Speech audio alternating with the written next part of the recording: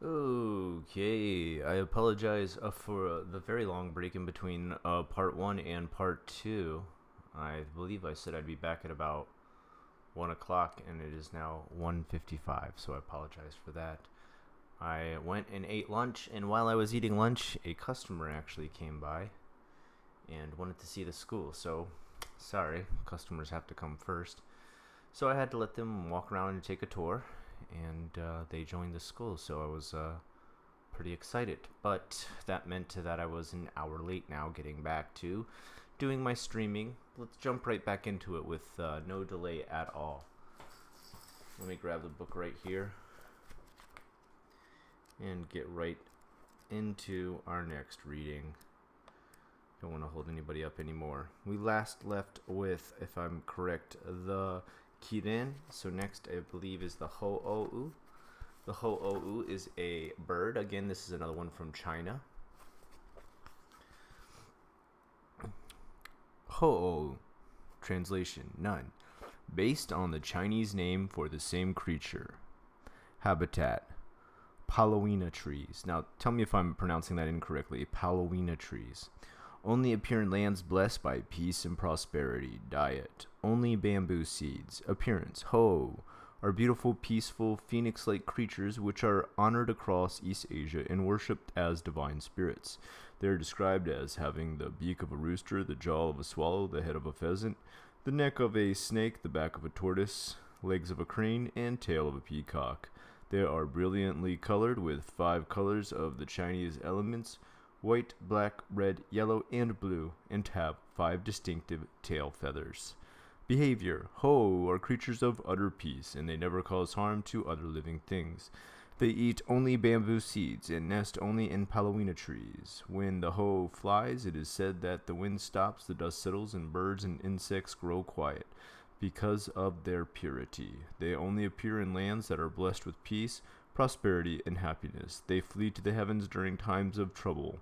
The appearance of the Ho'ou is an extremely good omen to signify the beginning of a new era in history. Interactions. The Ho'ou are popular motifs in Japanese paintings, crafts, kimonos, and temples and shrines. As a symbol, it represents fire and the imperial family. It also stands for the virtues of duty, property, faith, and mercy. Its 5 colors represent the 5 elements: wood, fire, earth, metal, and water. Origin. Ho'ou come from Chinese mythology, where they are known as Huanghang. Originally, they are considered to be 2 distinct birds, the male Ho Feng and the female O Hang. Symbolize yin yang and the duality of the universe. Eventually, the 2 creatures merged into one and combined the name as it was used, the Ho. The combined creature is still considered to be female and is often partnered with the Tatsu. The Tatsu is kind of like a giant dragon demon, which is considered to be male. The Ho is one of the most revered and holiest animals in Japan, second only to the Kirin in terms of power and its overall sacredity. Sacredness. The Tatsu. Let me show you. This is very classical dragon. Okay. As you can see, the Tatsu. Very classic style. Translation. Dragon. Ho ho. Bet you didn't see that coming. Alternate names. Diu, Dio, Wani. Known for many specific individual names. Habitat. Rivers, waterfalls, mountains, lakes, seas, and palaces deep in the ocean. Diet.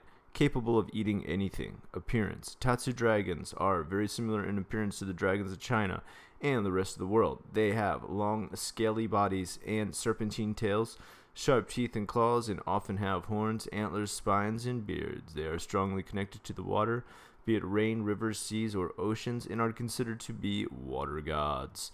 Some have multiple limbs and or heads, and many disguise themselves as humans and are never seen in their natural forms. Behavior. Tatsu live in splendid places at the bottom of the sea or in other secluded places. They have usually lived there for far long times and in human inhabited areas, but occasionally they live near Buddhist temples as well.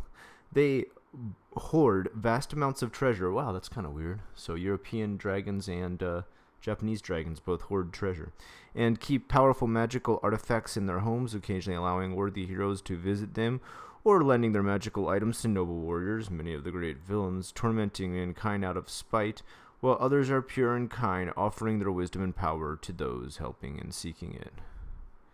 Interactions. Tatsu rarely concern themselves with human affairs unless they affect them directly, but they do accept worship and sacrifices from humans. Many temples maintain the holy ground of local dragons, and countless Japanese make pilgrimages to holy mountains inhabited by Tatsu every year. Tatsu receive prayers for rain, protection from foods, and other water-related requests. Firework festivals, rituals, dragon dances, and other local celebrations in honor of these dragon gods occur all over the Japanese lands. Origin. The Tatsu are one of the most oldest supernatural creatures known in Japan. The first record stories go back to the Kojiki and Nihongi, the earliest written accounts of the Japanese history and mythology. I've never heard of those. Over the centuries, more dragon legends were imported from other countries, incorporating the Chinese Long and Indian Naga, who have been pushed into Japanese mythology. Today's Japanese dragons are an amalgamation of these imported myths with the indigenous water deities of prehistoric Japan. Interesting. Very interesting. All right, moving on. We're 3 demons deep already. Baku. I actually read Baku not too long ago, but I'll read it again. Baku is also known as the Dream Eater. He looks like a tapir, if I'm saying that right. I don't know. All right. Habitat. Deep and thick forest. Translation. None. Based on the Chinese name for the same creature. Diet. Your bad dreams. That's right. He eats all your bad dreams. Appearance. The Baku is a strange holy beast that has the body of a bear, the head of an elephant, the eyes of a rhinoceros, the tail of an ox, and the legs of a tiger. Despite their monstrous appearance, Baku are revered as powerful forces of good, and as one of the holy protectors of mankind. Baku watch over humans and act as guardian spirits. They feed on the dreams of humans, specifically bad dreams. Evil spirits and yokai fear Baku and flee from them, avoiding areas inhabited by them. Therefore, health and good luck follow a Baku wherever it goes. Interactions. The Baku's written name and image have been made as symbols of good luck and talismans and charms throughout history. In old days, it was even common to embroider kanji for Baku onto pillows in order to keep away bad dreams, sickness, and even evil spirits. Fearsome Baku images are commonly stitched into pillows and carved into pillars above temple doors and all columns supporting temple roofs.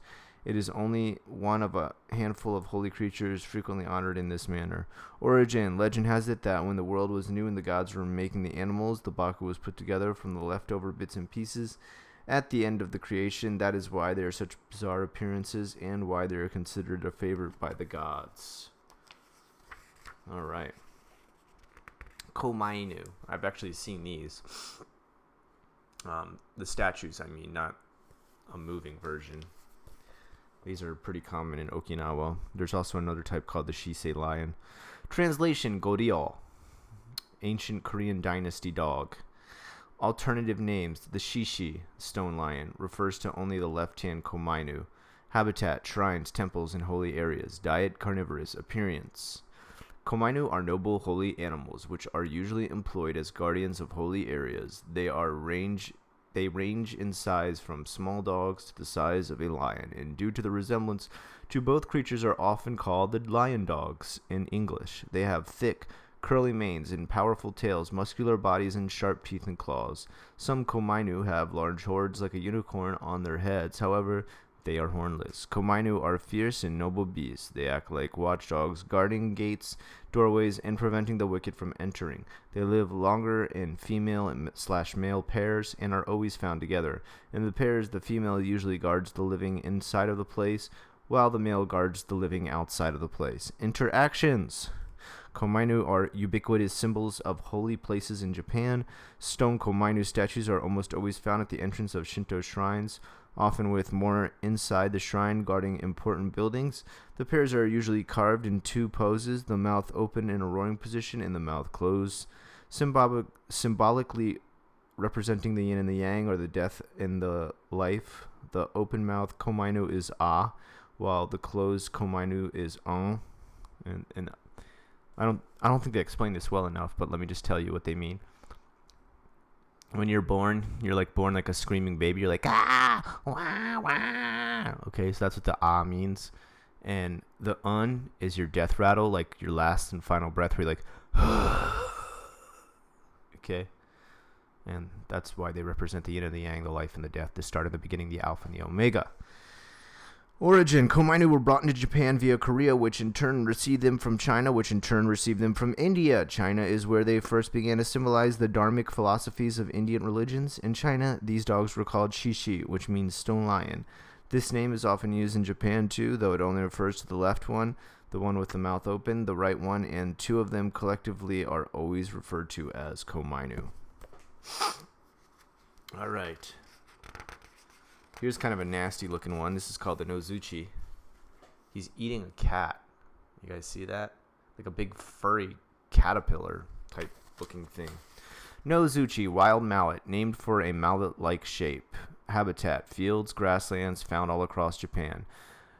Diet, carnivorous, usually feeds on small animals like rats, mice, rabbits, and birds. Hold on, I'm going to just check with chat, make sure everything's okay. Maybe I've been reading the whole time and my mic's not working. That'd be funny, wouldn't it? All right. Oh, holy smokes, chat. Just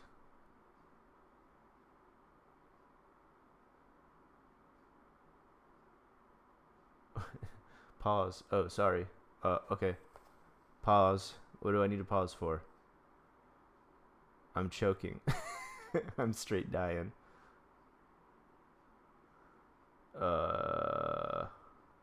Cutie cat is behind you. No? Damn, Scott, laugh my ass off, bro. Sorry, what happened? What happened? What did I do? What did I do? What did you fucking eat? I had these kind of like weird tacos. How do I explain it? It was like taco meat and like all the other stuff you put on tacos, like tomatoes and lettuce and salsa, but they came in like these like taco boats. It's not like a taco salad. I'm not saying like a taco salad, like it's opened up like a bowl, but they were like boats. It was really strange. I don't know. It's what my wife left me to eat for lunch. Sorry, I didn't stop and tell everybody. Tacos in Japan? Well, actually, taco in Japanese means octopus, so it's not that crazy. Hey, and why can't I have tacos in Japan, man? I miss my home cooking. I'm from Florida. There's a lot of Mexican food there. Ay bendito sea, mamma mia. Donde está el biblioteca? So kinda, I win the bet. Tacos, sandwich. Yeah, I mean, I guess it had all the trimmings of a sandwich. It was more like a taco salad. That's why I almost said salad, because it was kind of like an open. I don't have any. I ate all the shells that it came in, so I can't show you. They're really weird shells. They look like a bathtub, like tiny bathtub, and like you dump everything in there, and then you squeeze it shut. I don't know why. It was kind of like tacos for dummies. I don't know how else to explain it. It was like if you didn't know how to properly open a shell and dump this stuff in, these were probably better made for you. Oh shoot, there was a donation while I was reading. I'm sorry. I probably went too crazy and just kept going and going. Are you talking about the donation for Patreon? Yes, thank you. Thank you for shooting me up to 500 on the Patreon. We were like $11 away, and then I think you hit 25 or something it was, and it was insane. Go buy some more tacos. They were okay. I only need to eat like one or two things from home, like for one or two meals, and then I'm like, all right, I'm ready to go back to Japanese food. I only like crave home food from home like maybe once or twice a month, and then I'm like, bam, okay. All right. Earlier in the chat, not like long ago. Oh, my bad. Yes. We sound insane. Why? Why does people sound insane? It's okay. You can ask me what I eat. I should have stopped and looked at chat. I kind of just like went on and turned it to full blast with because I kind of felt guilty that I had taken so long to come back to read. Like I was 55 minutes late. So I was like, I'm going to just jump right into it. let's get right into the yokai. That's what I was thinking when I got back on. Anyway, is it okay if I go back to reading again? Is everybody okay with that? Let's say hi to everybody who's on right now. We don't have many people watching, right? Because it's probably crazy late. It's almost like 1 a.m. or everybody is.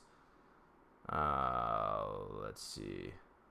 Thank you for the $2 donations. I massively appreciate it. Seriously.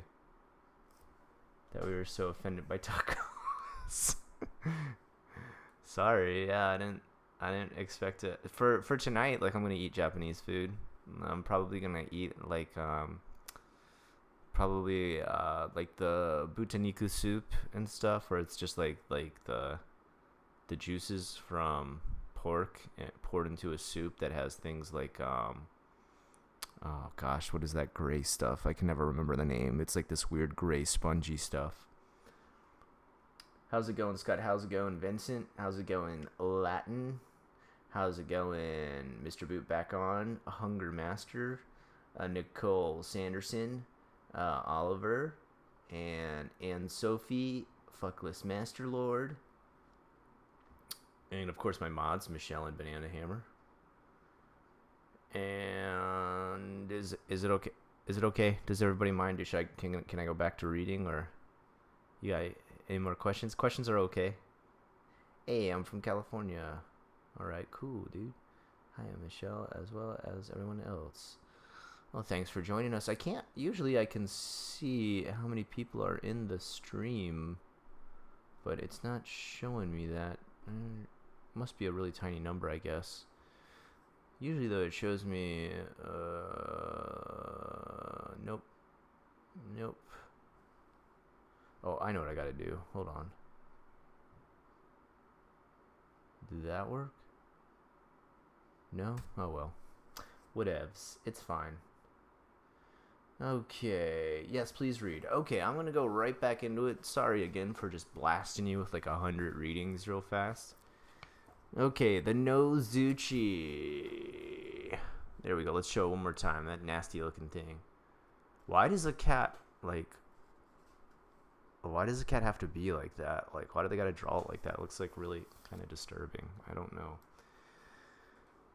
Will you be reading Urban Legends later? Yeah, I was thinking, what do you guys think? Like, I could just keep reading this book the whole time, which is like demon after demon on Ghosts too, but I was thinking I was going to go to Saya and Underworld and read some of the creepy stuff there. What do you guys think? You really need a hug after that? I can blow you a hug. Watch, I'll do like this now. You must feel way better now, I bet. Okay. Nozuchi, the wild mallet. Habitat, fields, and grasslands. Diet, carnivorous. Usually feeds on small animals like rats, mice, rabbits, and birds. Appearance. Nozuchi are one of the earliest known yokai recorded in Japan histories. They are powerful and ancient snake-like spirits of the field known for their bizarre shape and habitat. They are short, fat creatures shaped like mallets. Okay, so I'm a little bit confused. It says they're shaped like a mallet. Like, when I hear the word mallet, I'm thinking like the hammer shape. But this is like, I mean, that doesn't look like the shape of a hammer. Is there something else that is a mallet that's this shape that I'm confused with? You know, let me know in chat if I'm just getting it all messed up, but whatever. Anyway, continuing on. They are short, fat creatures shaped like mallets, about 15 centimeters in diameter and over a meter long. They have no eyes, nose, or any other facial features save for a large mouth located on the top of their head, pointing towards the sky. Their bodies are covered in bristly fur, much like a very hairy caterpillar. Yay! Behavior. Nozuchi make their homes inside of large trees, particularly on the tops of hills. They are slow movers and move about by rolling and tumbling down slopes, then slowly inching their way back up. They often feed on wildlife, mice, rabbits, squirrels, and other small animals. However, they are able to eat things much larger than they are. In Nada, they are known to feed on deer, which they can devour in a single bite, pulling the whole animal into their small, stumpy frame. Nozuchi have been known to attack humans who have come near their nests, rolling down the hill and snapping at their feet. Their bites are very dangerous to humans, resulting in terrible mangled wounds, which quickly lead to death, a high fever, and death in most cases. You already kind of reiterated death there. A person who is touched or even merely seen by a tumbling nozuchi can contract a fever and possibly die. That's one thing that's really strange with a lot of these demons, these yokai. If you look at them, you get a fever. Like if you just even see them, you end up getting a fever. I never understand that. Fortunately, nozuchi attacks are easily avoided by sticking to higher ground where they cannot tumble or climbing a tree quickly if there is no high ground available. Exciting. Yay, the nozuchi. Alright. What's up, Ida? How you doing? Alright. Let's, how's it going, Kiba? This is my night with Unrested. Yes, it is. Sorry if it's super late already. Alright, next is the Onibi. Onibi.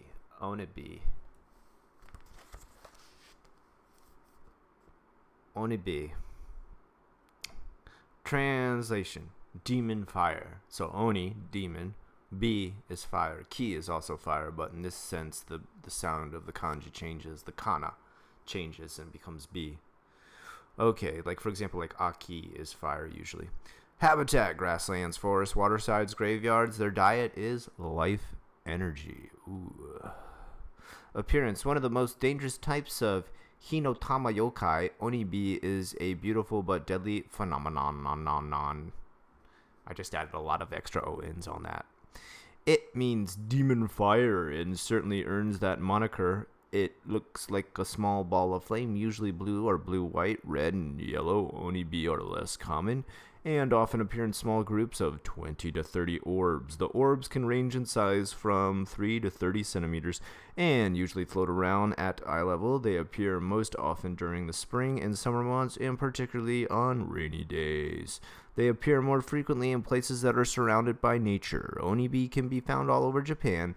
In some areas, they are also said to occasionally manifest in the faces of even voices of victims whose life force they have drained in Okinawa. Onibi are said to take the shape of small birds. Okay, is it a ball or is it a small bird? Make up your mind. Description. Come on now. Interactions. Onibi does not create much heat, but the orbs possess a different danger. Living creatures that draw too close to them are sometimes swarmed by dozens of orbs which quickly drain away the life force of their victims. Kind of like what? In like the Dark Crystal, where they take that guy's life force and make him a slave? Oh, nothing horrifying about that. I don't see why anybody's being scared at all of these things. By dozens of orbs which quickly drain away their life force from the victims. Soon nothing is left, and the victim is nothing but a dead husk on the ground. During the night, Onibi often mistaken for different distant lanterns, and many people have vanished into the forest chasing after phantom lights.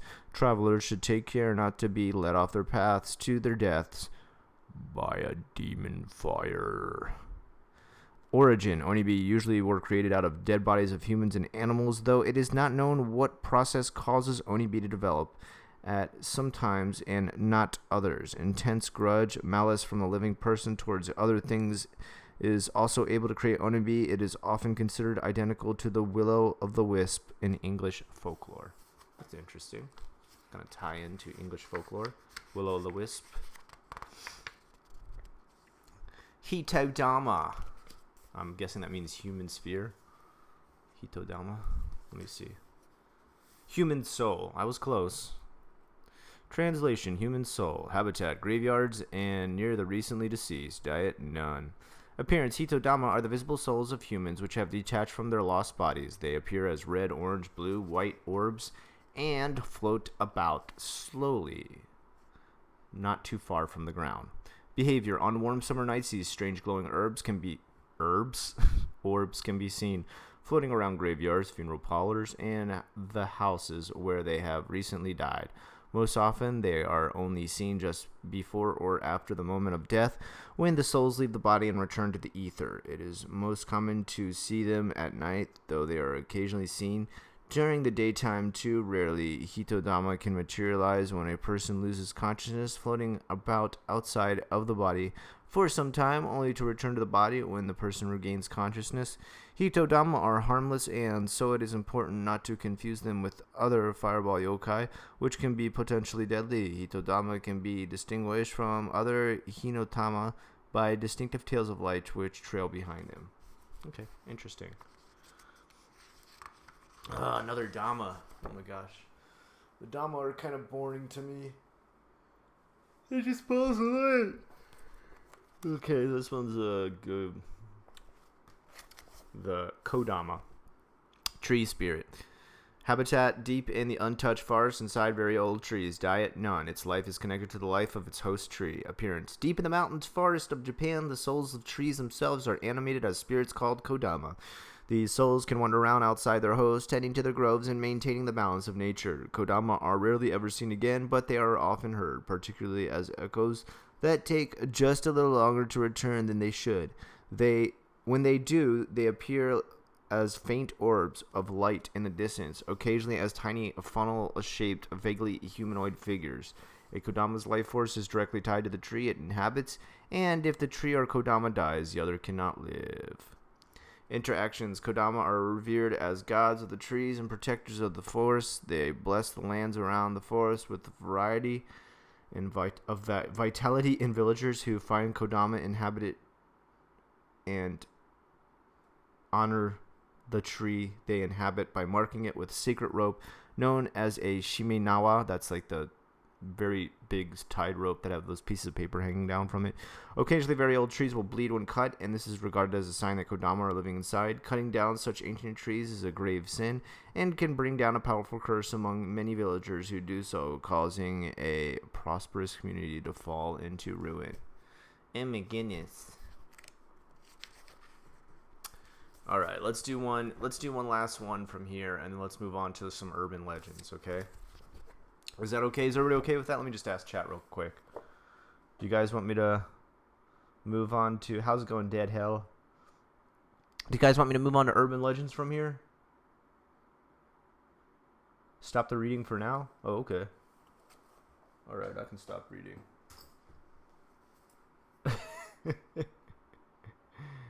Oh, okay. Sorry about that. I'm starting to drive people insane. My grandmother said she saw Oni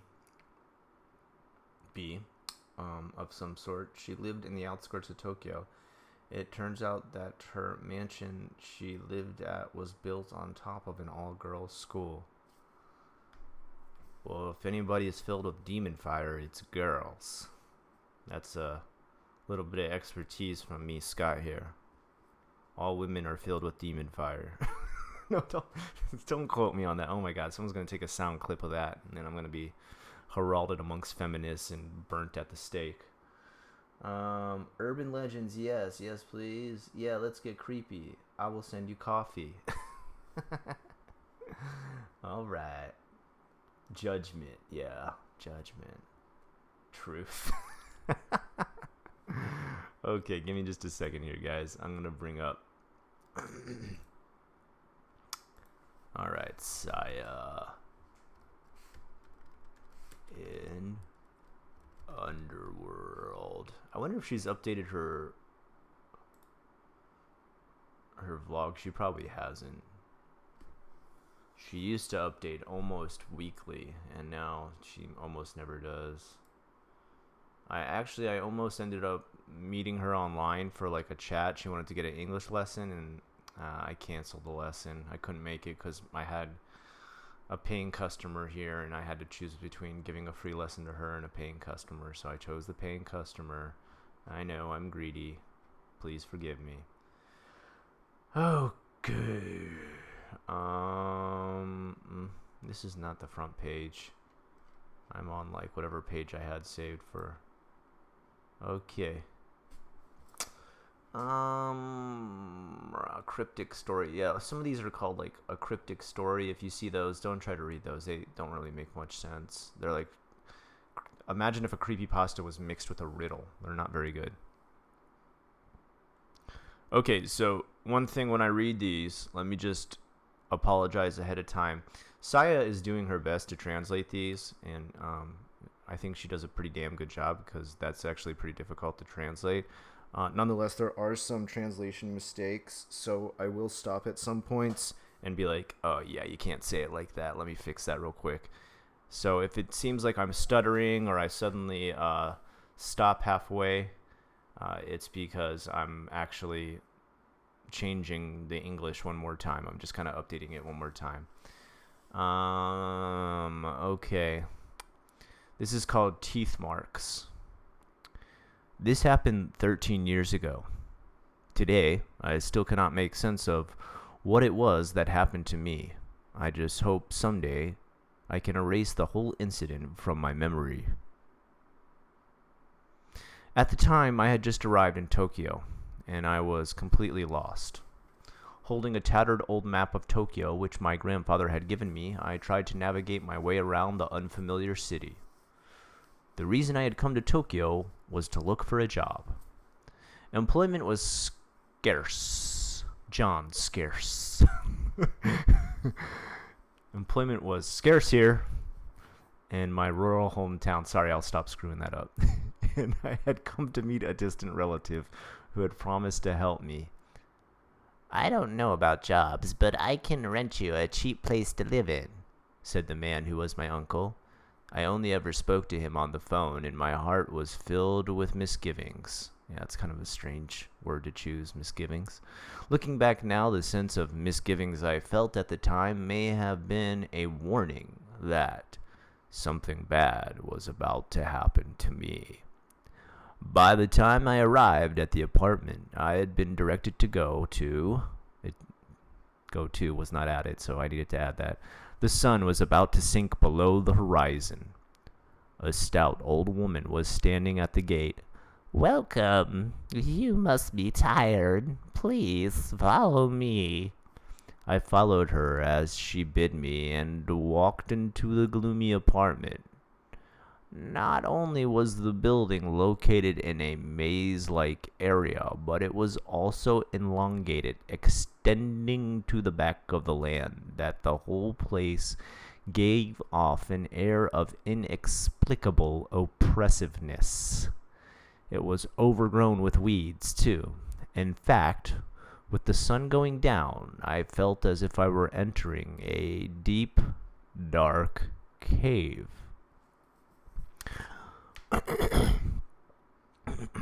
I became strangely afraid of the fly that had come to rest on the old woman's back, and clutching my luggage hard, I said in a voice louder than usual, "Oh my goodness, it's the first time I've come to Tokyo and it's so crowded."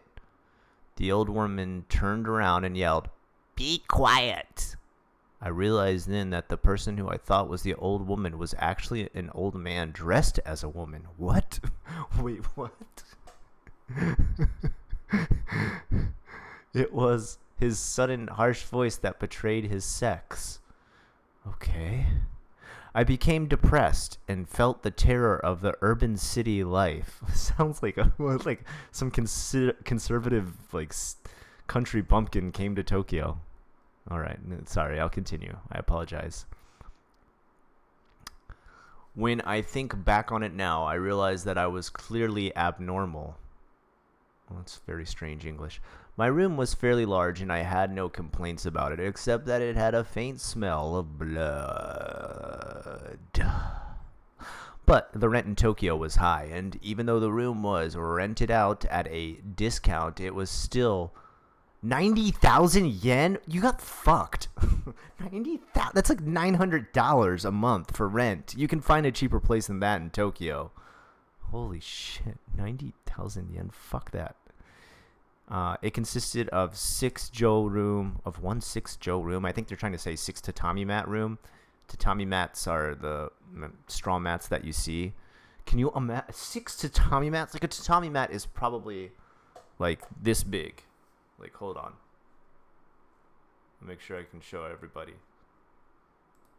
Okay, so like a tatami mat's like this big. Oh, it's green, so you can't see. Anyway, you kind of got somewhat of the idea of the girth of that thing. It's like a big rectangle, and it's about a little bit taller than me, laying down. Imagine just like 6 of those for your entire room's floor. That's goddamn tiny for $900 a month. I mean, it's Tokyo, I get it, but she said this place was already like a shithole, so she's really getting screwed. Sorry, I just get really angry when people get bad deals on renting real estate. My room was wait.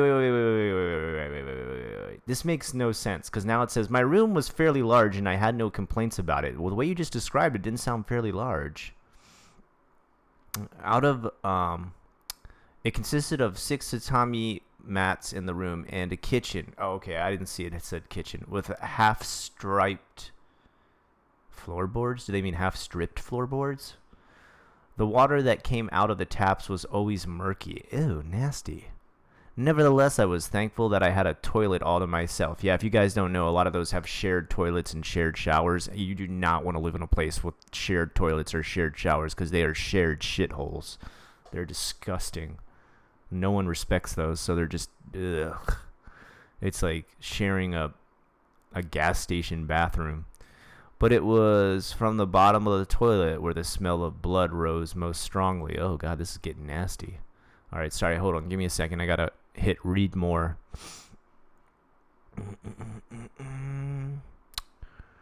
Okay.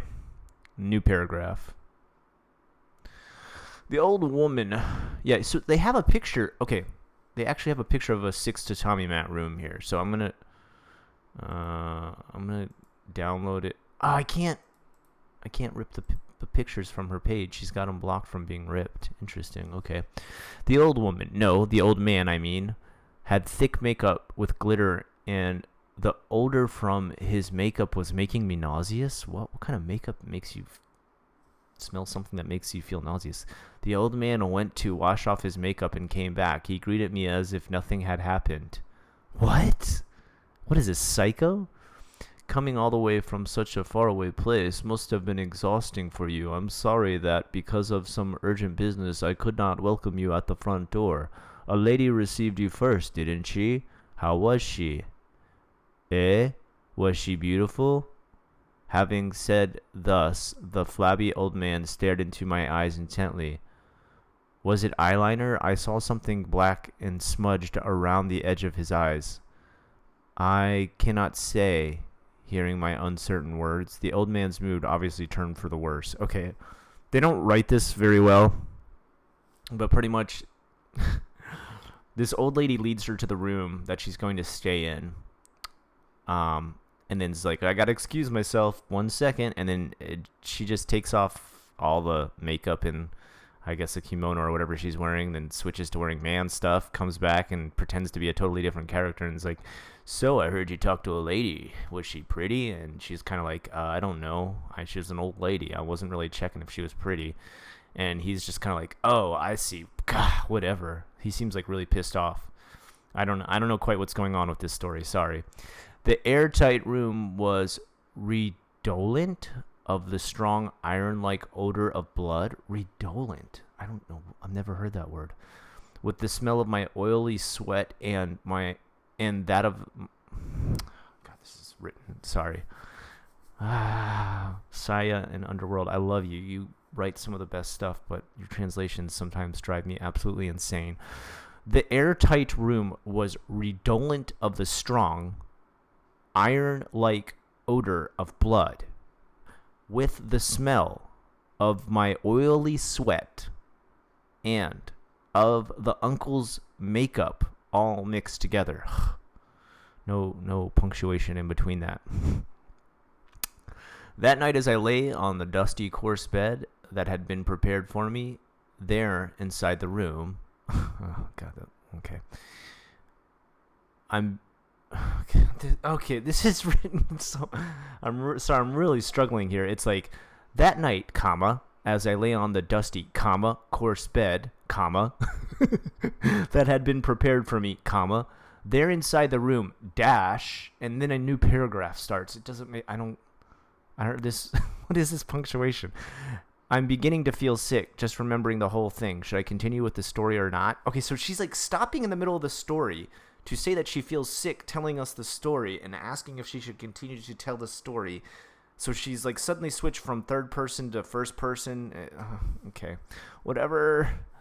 Inside the room, there were a number of things that kept moving. I kind of felt them, or perhaps there were some faint sounds or some rotting smell. Anyway, some things surrounded my bed, but I shut my eyes tight and I willed myself to sleep. I was exhausted. Next day, I set out on a job hunt. But no luck was forthcoming. I sat inside a coffee shop, feeling lonely and insignificant in the middle of the bustling city. Then my eyes were suddenly riveted to my own hand, which was holding the coffee cup. Were there teeth marks on my coffee cup? The teeth marks were so faint and barely noticeable. Sorry, I wanted to bring chat back up. But they were definitely there. I probably made them by myself while half asleep. I tried to convince myself. As I looked at the hand with the teeth marks... Oh, wait. The teeth marks are on her hand? She made it sound like they were on her coffee cup. Oh, whatever. They seem small... They seem far smaller than the ones that I would have made with my own mouth. The coffee in my mouth seemed to turn to tasteless water. To be honest, all I wanted was to go home at that point. But the only place I could go back to was that apartment. Would I see the old man again? Fearing a chance encounter, I quickly made my way back to the apartment and locked myself in the room. The bloody smell was fading, but the fresh odor of cosmetics was floating in the air. This place sounds disgusting. Holy crap. Can I just ask, can everybody understand like what's going on in this story? Because it's, I've had to stop a couple times. The cat drank her cup. The end. The teeth marks can transfer them. What is a kappa and a grappa? They're just... Kappa is like one of the most famous yokai. So... let's see. Nope. I have no fucking clue what's happening. Yeah, sorry. This story is crazy. Nope, don't get it at all. No idea what's going on. Okay, so let me just try and do like a recap. This girl is from the countryside, and she's looking for a job in the city. Most certainly she's looking for a job in Tokyo. So she's just like a bumpkin from the countryside, and she doesn't know much about the city. I think she's kind of overwhelmed coming to Tokyo, which it is quite a bit more busy than any part of countryside Japan. It's a hustle bustle. It's loud. It's noisy. The apartments are insanely tiny and too expensive. So I think she's feeling kind of like some dread from that. She's already feeling overwhelmed by that. When she gets there, her uncle says that he has a place for her to rent for cheap, but it's really not cheap at all. It's $900 a month. So she's kind of bamboozled by her own uncle who lives there. Meanwhile, the uncle seems to switch between wearing women's clothes and men's clothes and pretending to be two different people while she lives at the apartment. And she's confused why he's doing this. And now, even more mysteriously, teeth marks have started to show up on her hands throughout the day. And she doesn't know if she fell asleep with her mouth kind of closed around her hand. But she says probably not, because the teeth marks don't seem to match the girth of her own mouth. I guess she must bite herself a lot and then take measuring. I don't know. Sorry. Okay, after this, I'll read one that's more cohesive. This is kind of all over the place. I told you some of these writings are schizophrenic. It's not her fault. It's just the way. This is like actually way better than Google Translate would translate it. But it's like once you've translated Japanese to English, then you've got to translate it again so that it becomes like natural English or like casual English, or like it doesn't just use the biggest words possible to translate. It's hard to explain. That same night, I lay in the bed covered by a saliva-drenched duvet. Ew, why? I again felt many presences. Cats, I thought at first, but in the warm, sultry air, like that of a hot summer's night, and it was not summer yet, in parentheses, all I could do was lay shivering and sweating in the bed. Wait, so are you hot or are you cold? But in the end, I could not bear it any longer. On impulse, I pulled my hand from under the duvet in the dark and grabbed the duvet, swung it at the black masses to drive them away. I wanted to ascertain that it was only my imagination, but the back of my hand knocked down something cold, and it seemed the thing crashed into the wall and then rolled back to the floor. I felt a chill steal through my body the moment my hand came into contact with the object. The sensation was the same as one I felt a long time ago. I struck someone's cheek in a fight. Okay, it felt like when you struck somebody's cheek in a fight. That's what you mean to say. As the black mass stopped rolling, I suddenly recognized it was a human head. What? Then the head suddenly cried, "Where is this?" with a deep guttural voice. What is going on? What is this fever dream? Okay. Before I knew it, I lost consciousness. Yeah, no fucking kidding. I lost consciousness too, like 5 minutes into this story. I'm in a fucking coma now trying to read this goddamn thing. Sorry, I'm losing it here. This story, what's going on? When I woke up, the hordes of heads had disappeared. I was soaked in sweat, so I took off my shirt to wipe my body. Then came a shock. My whole body was covered with teeth marks. It wasn't that I made them myself. No kidding. Half dreaming, as I had proof that my teeth on my cheek, which were so deep, nearly bled. Okay, they're trying to say that she bit the inside of her own mouth from being scared, and somehow she knew what the teeth mark on the inside of her cheek looked like, and it didn't match up to all the teeth marks all around the parts of her body that she could see. How the fuck would you know that? Like, how could you look inside the internal parts of your cheek? Take a breath. Let it out slow. Continue reading. Finish the story, Scott. The old woman or the old man did not turn up, but I was becoming cornered with each passing day. My behavior was clearly bizarre at the time. For one thing, I was still continuing to sleep in the same room. What? What? Is this going to end soon? This is awful. This is... Okay, it's almost finished, guys. I'm sorry. This is just garbage. I don't know what happened with the translation of this one. I want to read the comments and see what people said. Like, I want to see if everybody else is like, WTF, this story. I was reaching my limit. I started hallucinating, and to hide the teeth marks, I would even wind gauze around my entire body. What? So did you look like Dark Man? Did you look like the Invisible Man? Despite all that, I would still walk around outside and did strange things, such as shouting loudly, "Good morning!" to a total stranger. What is going on? I am losing my mind. Like, this story is this supposed to be like vicariously I lose my mind through this character? I think I was starting to lose my mind, my sanity. That evening, I found a bottle of energy drink with a note on it from the uncle that said, "For you," inside my room. I was so exhausted that I drank it up with one gulp without hesitation. Soon I fell into a deeper sleep than usual. When I opened my eyes in the middle of the night, my head had become very clear. I realized with certainty that the 10 odd numbered black masses that were haunting and gnawing at my body were abnormal. No fucking kidding. What the... This was no time to feel scared. Well, of course, so far I thought I had been dealing with the situation in a relatively calm manner, but I suppose I was on the verge of a breakdown.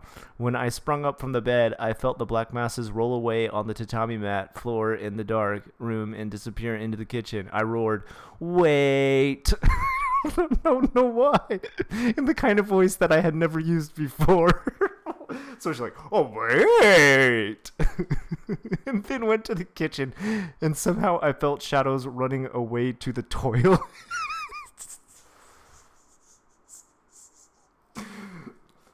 What is this story trying to do? Is it just trying to, like, it's just trying to fuck with me at this point. So I rushed after them to the toilet.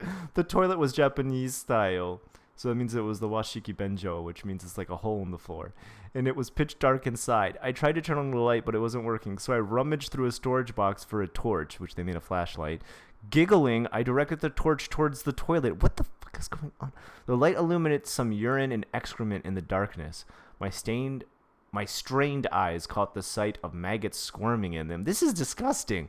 Then I saw numerous rotting glassy-eyed heads and white skulls staring up at me, all drenched in urine and excrement.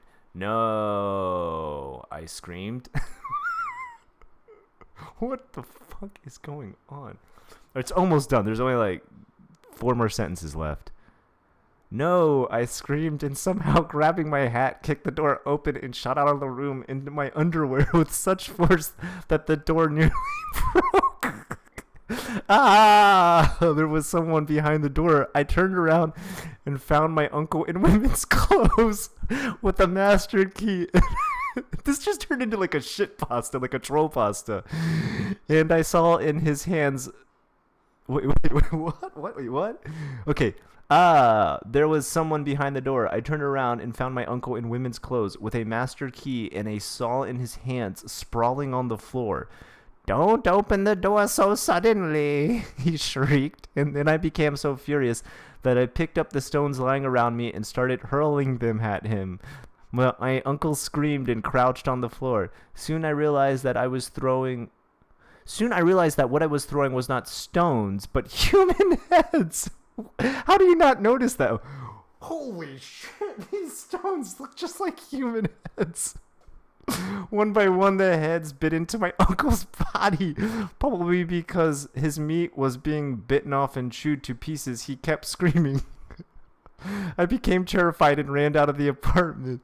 Since then, I have never been in touch with the uncle. No fucking kidding. He has never contacted me either. Yeah, that'd been a bit of an awkward conversation. Hey, remember the time I came over and you wore really bad smelling makeup dressed up as a woman, hid a bunch of heads on urine and piss and shit inside of my room, and then had shadows floating around me, and I put a bunch of bandages and looked like Dark Man and ran around the apartment? Like, what? Let's just pretend that never happened. Okay, if they were not meant... Oh, sorry. Since then, I have never been in touch with the uncle. He has never contacted me either. I hope those heads were just ghosts. What? If they were not, that would mean that the whole time I was living in that apartment, I was... Wait, what? Wait, what? That doesn't make any sense. Since then, I have never been in touch with the uncle. He has never contacted me either. I hope those heads were just ghosts. If they were not... that would mean that the whole time I was living in that apartment, I always had the urine and the excrement for ... ellipses. The person trails off here and doesn't say what they means by urine and excrement. What? That doesn't make any sense. 13 years have passed since the incident, and the memory is fading away. But one set of teeth marks on my neck did not disappear for a long time. They were probably teeth marks left by the head that I struck. What the fuck did I just read? Like, what? Guys, I'm sorry. I swear to God, this is usually way better than this. I don't know what the fuck happened with this story. Okay, I want to catch up. God, screaming good morning people. Oh my god, dude. This is the craziest story ever. Like, there's not like one bit of sense in this whole thing.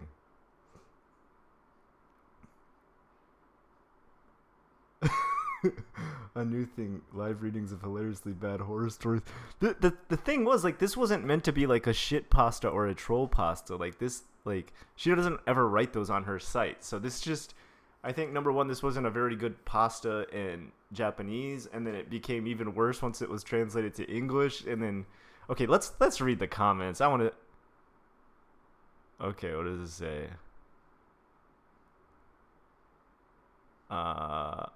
Well, she hadn't written for a long time, and so people are just like, hey, welcome back, Saya, because she kind of goes like Kikikomori for a while and disappears.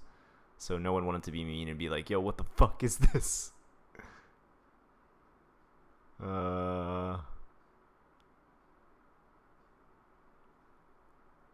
This story is disgusting. Especially the part where they found rotting heads and skulls filled up in urine and excrement of his own. That is ew. So disturbing, gross horror. Okay.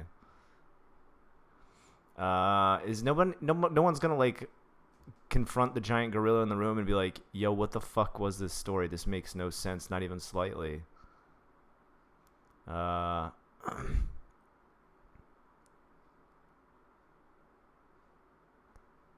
Let's see. Oh, what?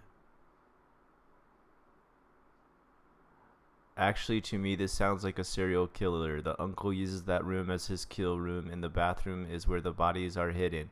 Then he puts someone in that room, and they use the toilet. It seems like it might cause the vengeful spirits of the previous victims to turn on the new victim. You're giving the story too much credit, bro. Oh my god, what the fuck was that? Oh man. Saya, you try real hard. I know you do, but this story was just shit, man. This story was just garbage.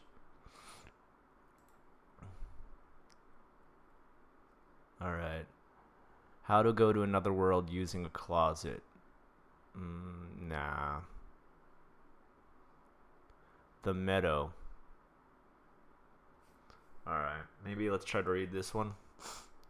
I hope this isn't as bad. This is much, much, much, much shorter, so if it's bad, at least we get to hit the eject button faster. The Meadow. Oh, no, wait. It says this is not a scary story. It happened to a 7-year-old girl. It's sad. Okay, let's not read that. I'm not here to make everybody sad. Older posts. Yeah, I think she hasn't updated in almost 2 years. A cryptic story. I hate cryptic stories. Those are so worthless. A videotape found in the attic. Warning, cursed video. I've seen this video. It's really creepy as hell. The murderous intent. Nope. A tape recorder. No, cryptic story for you. No, I hate these cryptic stories.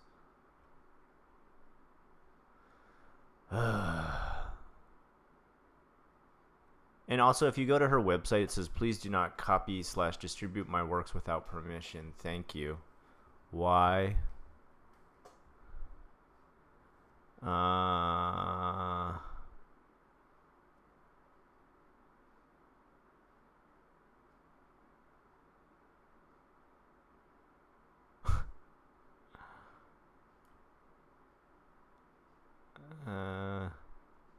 I don't know. She says she doesn't want her stories taken.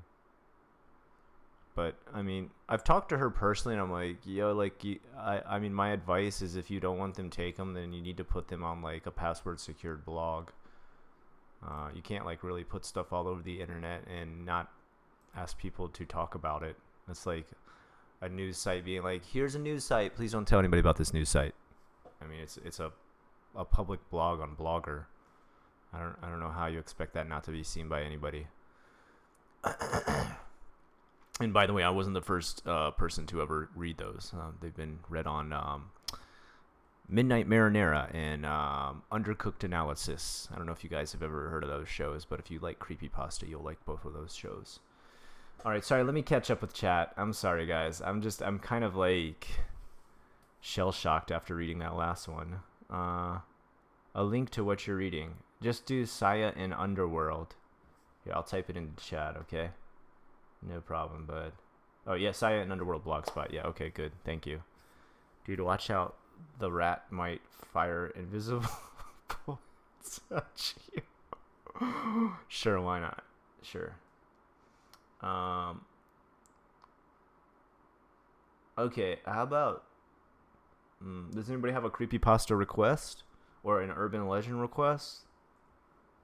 I'm an 18-year-old Japanese. Japan sucks. Japan's okay.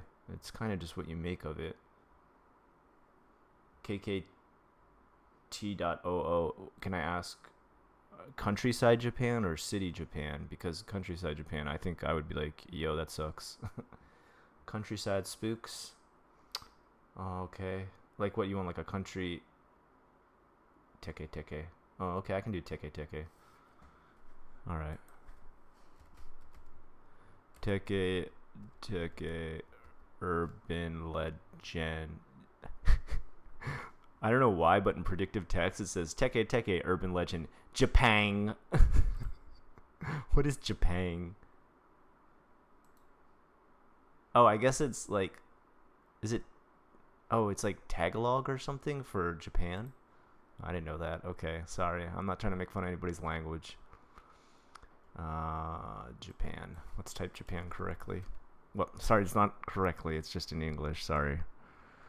Teke, Japanese urban legend. I don't want to read... Oh. Oh, really? Teke's... Oh. Okay. I just found like a list of them. How about I just go through each of these? It's just a bunch of urban legends. Some of these I've never even heard of before, which is great. I love learning new ones. All right, this has Teke in there, and I'll go through that too. Yeah, there's too many movies on all the movies on Teke are just Teke awful. They are so bad, dude. Okay. Okay, urban legends in Japan. All right, some of these are going to sound kind of funny because they didn't really come up with good English translations, but don't worry, these have actually been translated to a point where it's going to make sense when I read them. 1932 fire and woman's underwear. On the 16th of December 1932, the Shirokiya department store fire in Tokyo resulted in 14 deaths. Now, this is actually true. This did actually happen. I can even go on YouTube now and bring up the old news reports. During the fire, many saleswomen in kimono, yes, they used to wear kimono back then all the time, 1932. Kimono was like wearing your fine clothes to work, were forced onto the roof of the 8-story building. Rumors later spread that some of these women refused to jump to safety nets held by firefighters on the ground. Traditionally, women do not wear undergarments with a kimono, and they were afraid they would be exposed and ashamed as they jumped. As a result, they died. This news attracted attention from as far away as Europe. It had been alleged that in the aftermath of the fire, the department store management ordered saleswomen to wear panties or other underwear with their kimono, and the trend spread. So this is actually really true. This actually happened one time in Tokyo and one time in Osaka at the Big Camera building. And there is a video of me going into the Big Camera store, and there's a long elevator that you can take up and down, and it's this really kind of beautiful glass tube elevator. And I remember every time I would do that, I would take that elevator and I would take a video of it. I have like 3 or 4 videos with that elevator on it because it was just so cool. I'd always make sure I took video while I was on it.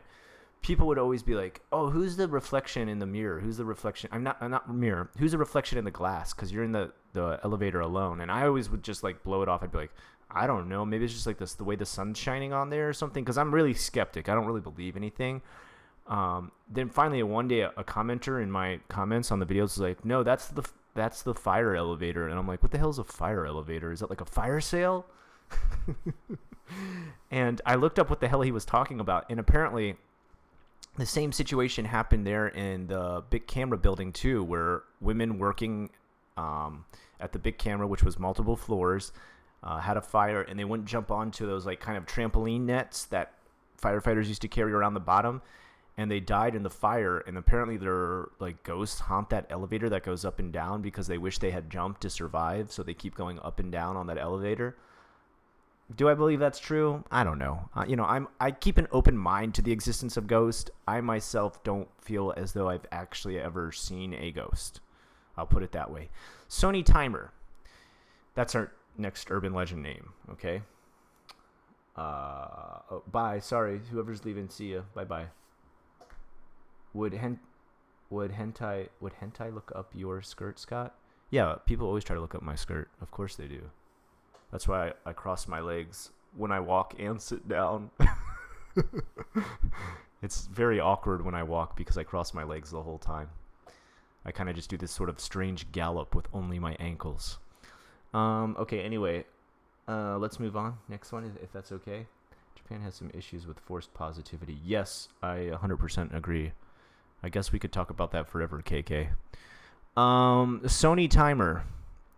Okay, this is the next urban legend. The next Toshidensetsu. That's how you say urban legend in Japanese. Toshidensetsu.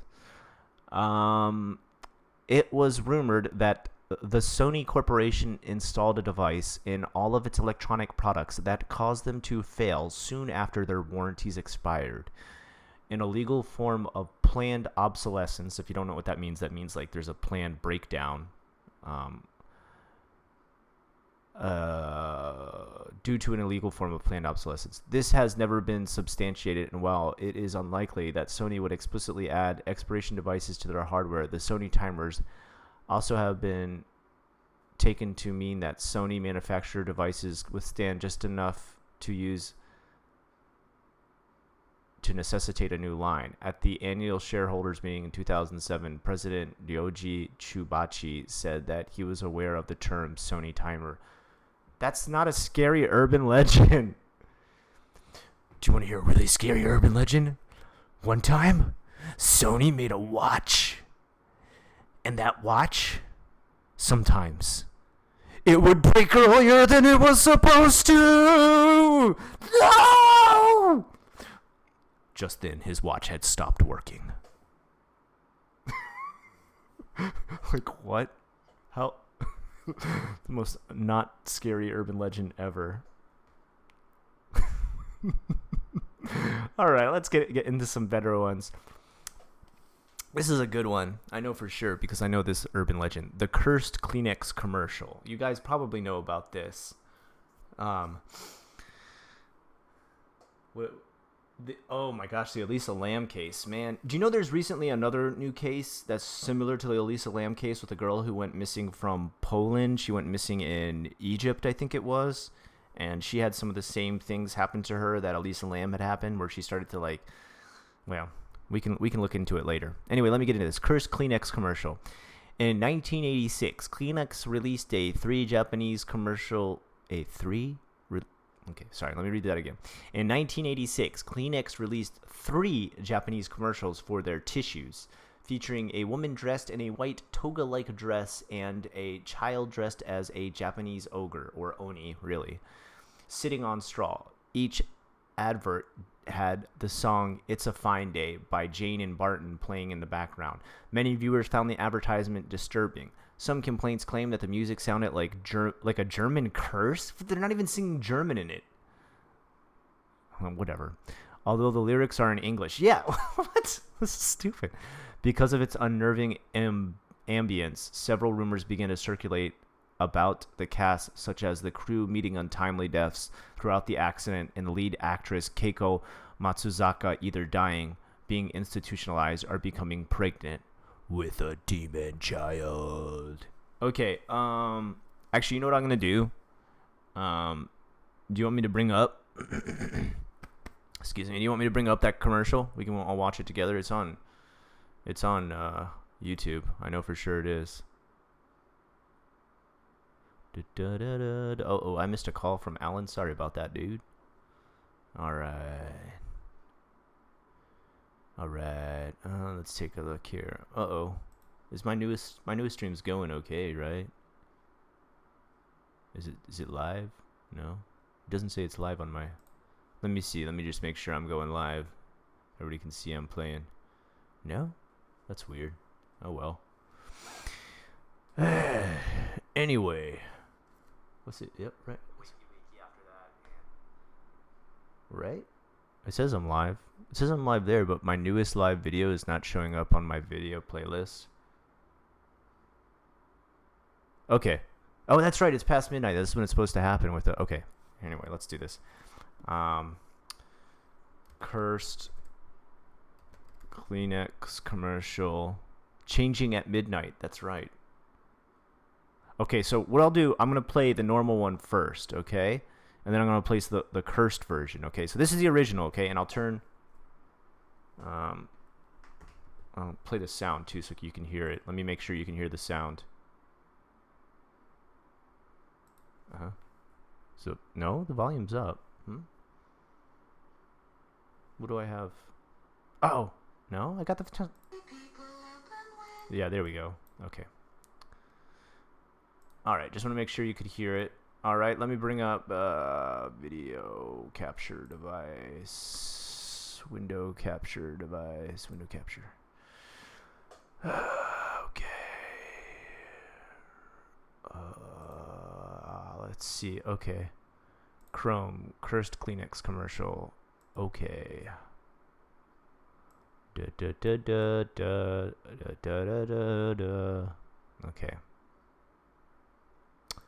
Okay. There we go. Can everybody see okay? I think you probably can. I think you're probably all right. Okay. Let's get right into the creepypasta. I'm just going to do that for everything from now on. You guys like that? It's really entertaining. It's a fine day, people open windows, they leave their houses just for a short while. They walk by the grass and they look at the grass, they look at the sky. It's going to be a fine night tonight, it's going to be a fine day tomorrow.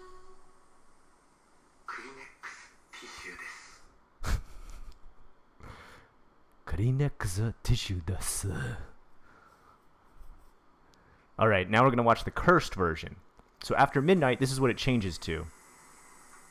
This guy shows that he made sure he did it at the right time.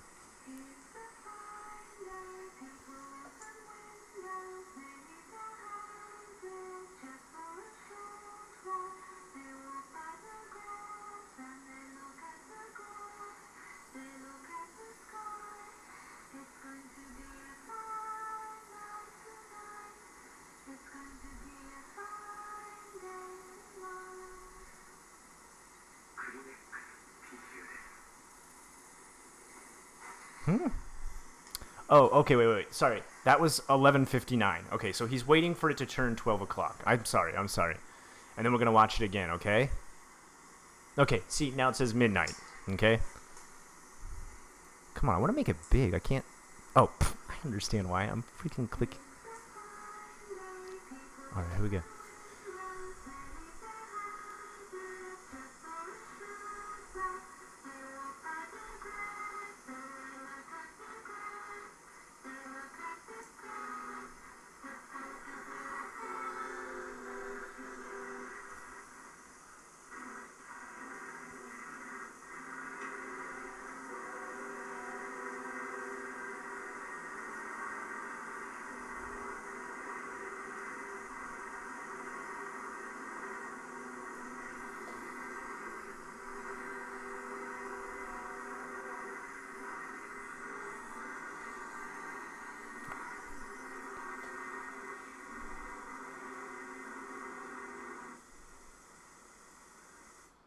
Like, yo, what the fuck, right? Whoever made that, like, bravo. Like, freaking bravo. I really like that. I remember the first time I saw that. Alright, that's enough. We don't want to listen. People look at the grass. The biggest hit of 2017. People look at their grass. That sucked ass. Well, I can tell you were thoroughly impressed. I'd punch the crap out of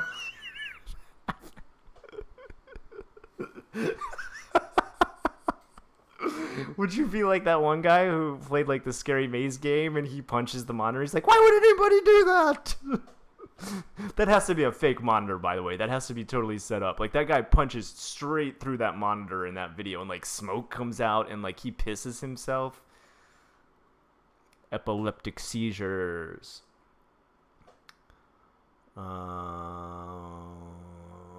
Okay, I'm about to head off. Can I get an Osoroshi Saturday?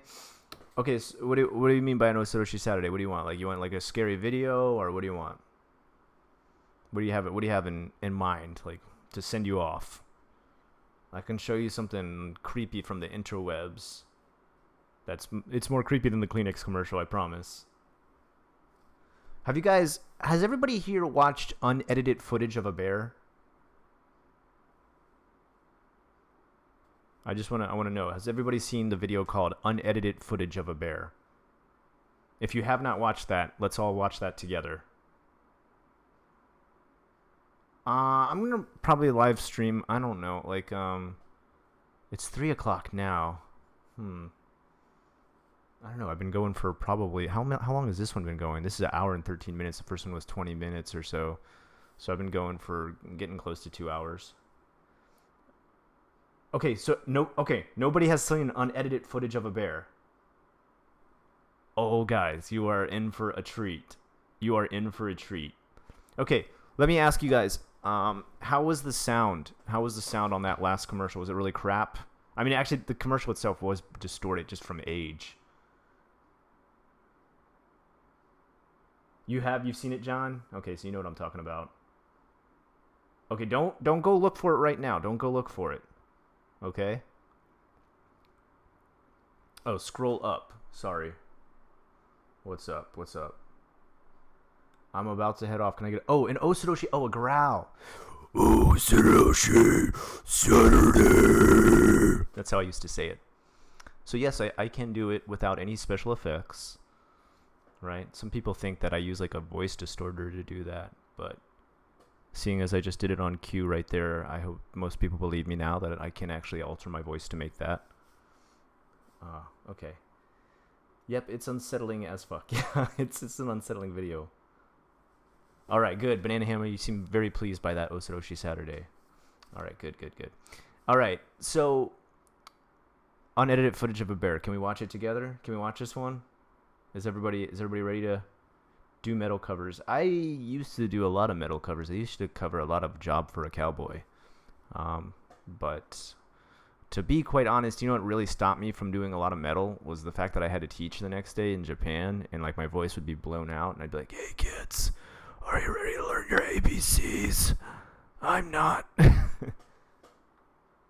Is it gory? No, it's not. There's a little bit of blood in it, but it's not like what would I compare it to? Like, it's not like it's TV level. Like, it's not gonna get any worse than like TV blood you would see.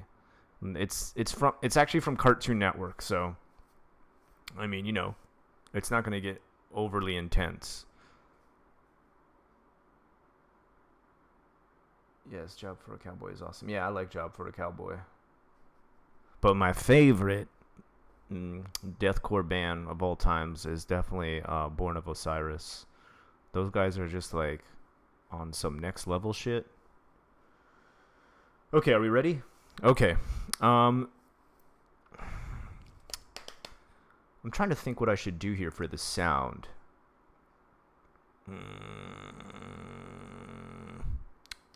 How was the sound when you heard it before? Was the sound loud enough last time?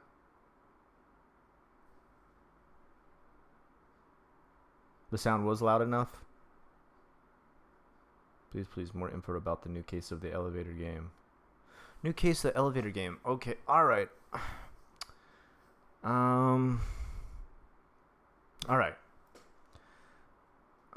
Okay, Polish girl goes missing in Egypt. Alright, let me bring this up first, because this is kind of a little more interesting than the unedited footage of a bear is. Google.com. Okay. Polish girl goes missing in Egypt. Mystery shrouds death of Polish girl in Egypt. I think this is the girl. I'm pretty sure. So her death is like insanely weird. All right. Let me go ahead. I'm just gonna bring it down. I'm gonna close that window out so you can just listen to me read it instead of have to have it cover up the whole thing. And I don't know, maybe I'll get like a copyright strike if I use some news stuff without asking. News places are kind of like strict, so let's not take that chance. Remove window capture. Yes. Okay. All right. Okay. Egyptian authorities have finally broken their silence over the mysterious death of, now this is very difficult to read her name, Magdalena Zuck. Okay. Now I know I'm saying this wrong. I apologize to Polish people if you're watching. A Polish girl who reportedly threw herself off a hospital's window while on vacation at a Red Sea resort last month. Polish media reacted with a fury at the incident, with some suggesting that their citizen was, quote-unquote, raped before her tragic death.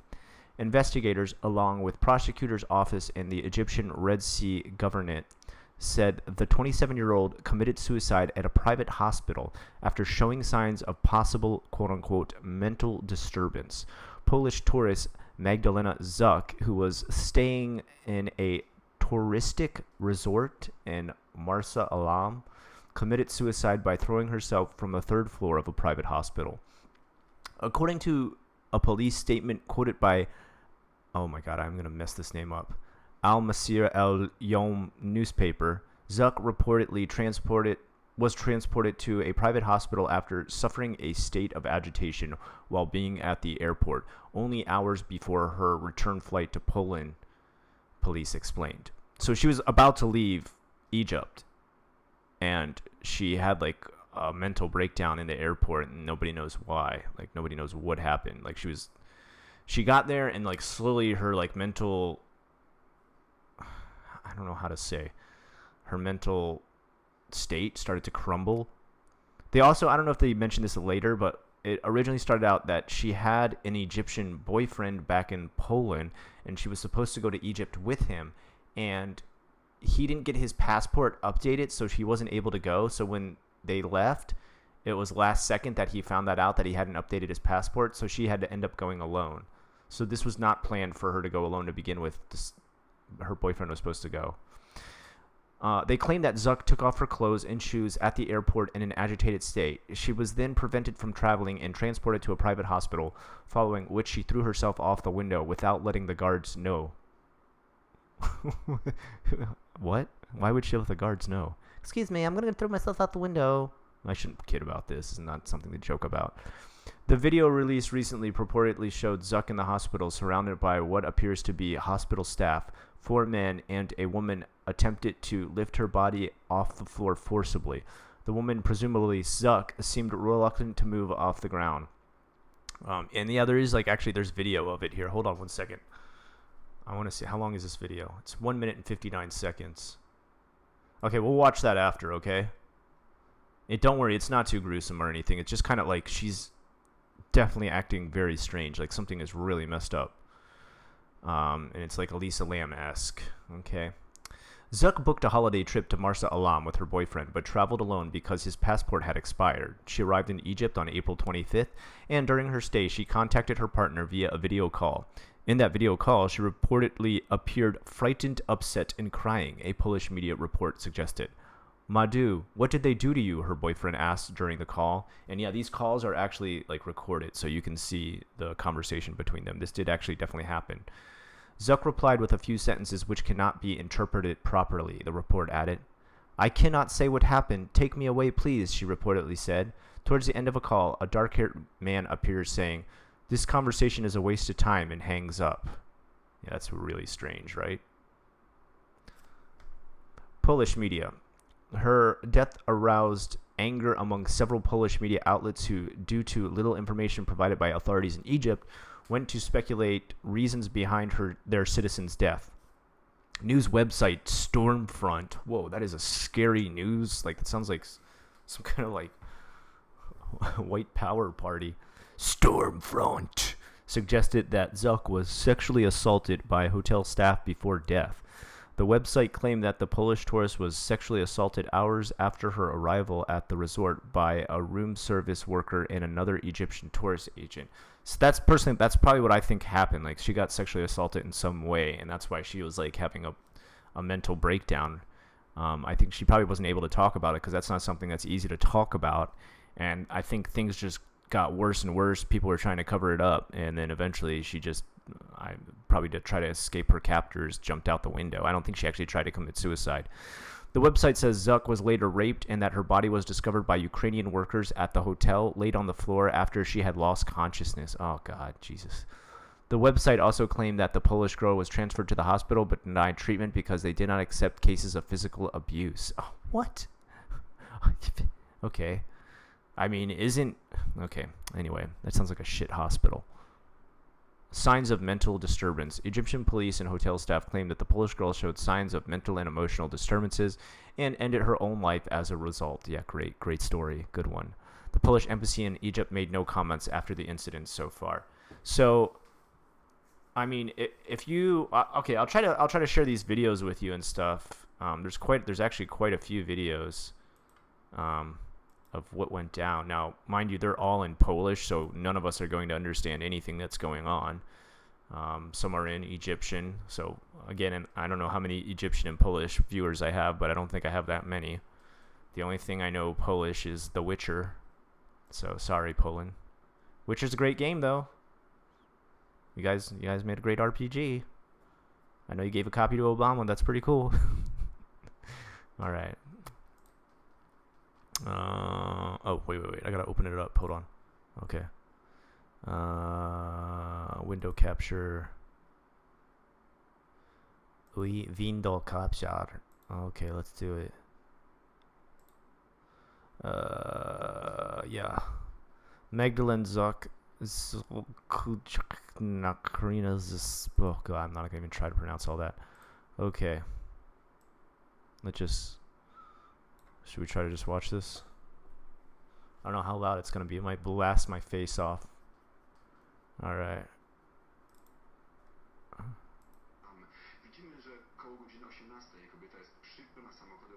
Okay, so this is a picture of her being wheeled out of the apartment and into the not the apartment. I'm sorry, the hotel and into the hospital. Okay, they're trying to get her help in the hospital, and she's coming around this corner right here, and she keeps like shouting at them. Here, you'll see. She's like, "Leave me alone! Don't touch me! I don't want to be taken to the hospital. Leave me alone." So they kind of just don't know what to do. They're kind of just like, let's hang back.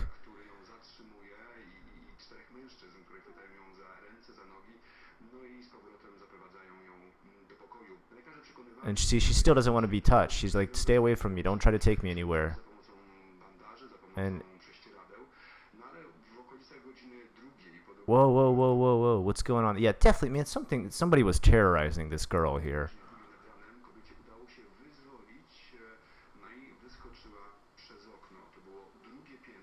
Okay, now look at this dude. Look at this dude in the blue shirt, okay?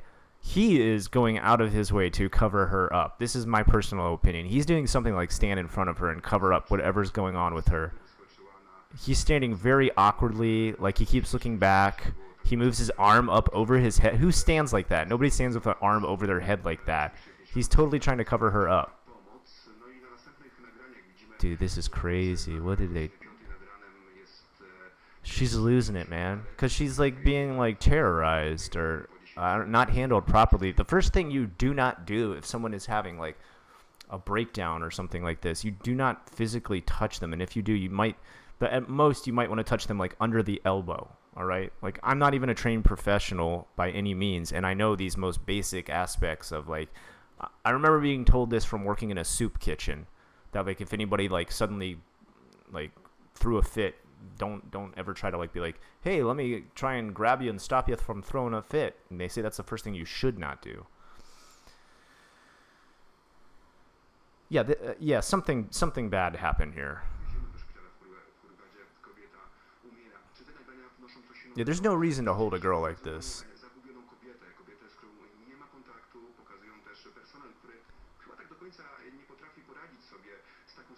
Like, I'm not out here to accuse or anything. I'm not out here to say, like, I know 100% these people did it. But personally, from my perspective, if something like this went down in a hotel or a hospital that I was working in, the first thing I would do is notify female staff to handle a female. I don't know what people want to call that. They want to call it sexist or whatever, or some SJW wants to come out and lash out at me for saying, "Damn, you don't need to have females." Yeah, you do. You need to protect yourself, the legality of the situation, and most importantly, above all else, the safety of this woman.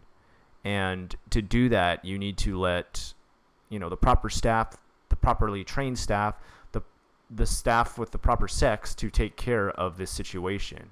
All right, there's reasons that like female officers do full pat downs of females, so then later there can't be claims of harassment or groping. All right, we're not saying every cop has that intention, but just to make sure things are safe, they do that in America. And if there's a single female student inside of a classroom, and I know this because I have my teacher's license back in America, and you're the only male teacher in the room, you need to leave the door open so there can't be claims of harassment. Okay. It looks like no certain type of any safety precautions or harassment or physical touching precautions were taking in this situation. So something went horribly wrong with this girl. She had a full mental breakdown. Things got worse and worse, and it led to a point where she jumped out a window, and people are saying that she tried to commit suicide. My personal belief is she was trying to escape a very bad situation to the point that she was willing to risk her own life and safety. Don't worry, it's almost over. It's only like a couple seconds left. So this is when they brought her to the hospital. Okay, she's strapped down in that bed now. And see, these guys are still following her. Like, that is, like, why do they need to follow her? Are these guys doctors? They don't look like doctors. And this guy in the blue shirt, he's still there. Something's sketchy, dude. What is this? Why is this right in the middle? They put their end card right in the middle? That was kind of dumb. Okay, there's a guy who does a really good series on stuff like this. You guys should check him out if you like cases like this where someone's gone missing or died mysteriously. It's called Brain Scratch. And I think his channel is called Lordan Arts, Lordan Arts. You should check him out. Tell him Scott sent you. I've watched his stuff for a very long time. If you're a big fan of things like Generation Y, The Invisible, Sword and Scale, you'll probably like his show. All right. Okay. So what do you guys think? Was that maybe not so creepy? I hope I didn't offend anybody from either of those countries. Yeah, don't criticize people's beliefs and stuff like that. I don't really see a reason to do any of that. There's no religion that I believe in. At the same time, I respect every single religion. Like, you know, whatever people use as a peace of mind, whatever people use to find clarity, meditation, focus, or inspiration, just let it be if it doesn't affect you. There's no point in arguing about whose God is the right God. All right? If you keep arguing about imaginary friends, eventually someone gets their, you know, eye poked out with a nuke. All right. The bear. Okay. You want to do the unedited footage of bear? Okay, just a I guess I don't usually list trigger warnings because I feel like there shouldn't be safe places if you're coming to a horror show, but I want to say that there aren't really any trigger warnings with this. I want to say that if you're afraid of like massive amounts of gore, I remember when I first heard it called unedited footage of a bear, I thought, oh no, this is going to be some gruesome video of a bear tearing a person apart. It has nothing to do with the bear. The bear is only like the first 5 seconds of the video, and then it goes to a totally different idea. Okay, that's all I'm going to say. I don't want to spoil anything more for you. It's not very gory. Yes, there's a little bit of blood. Just enjoy. I don't want to spoil it. Okay, here we go. Let me turn the sound up too. I want the sound up all the way for this. Actually, I want to go full screen too. Unedited footage of a bear. And if I'm correct, I believe this was made by Wham Comedy. These guys are freaking just genius.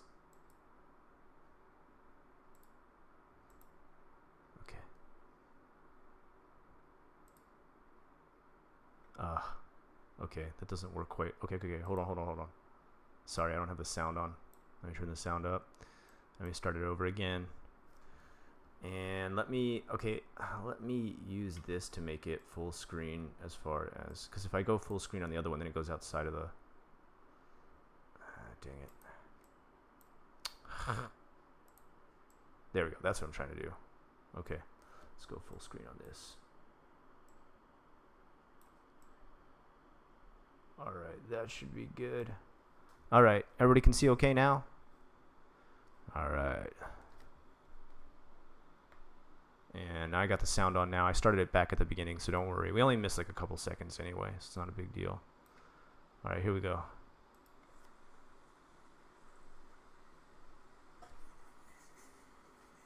Oh, okay, it's got captions too. That's good. You can barely hear it. Even me too.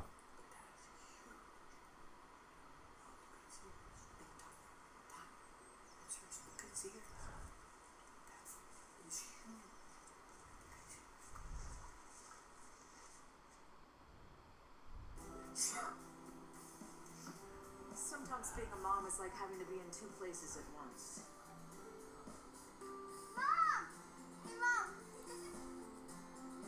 Oh, shoot. That's when I stand my ground. With Claradrill. Claradrill targets where you're most vulnerable, acts immediately, and lasts indefinitely. So you can get back to what matters most.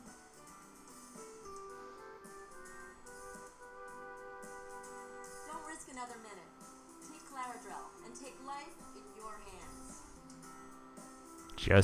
Just wait. It's not an actual ad. Consult your doctor if symptoms persist. Some patients experience side effects including dry mouth, dizziness, double vision, reflexive memory, aggression, and fatigue. Do not use if you suffer from high blood pressure or neurological dysfunction. Call your doctor. Mom! Inability to concentrate, stiff muscles, sores, or trouble walking. Do not take Claradrill before bed or immediately upon waking up. All right, we're about to go off the rails, guys. Look at the back seat. Do you see how many drugs she's got back there?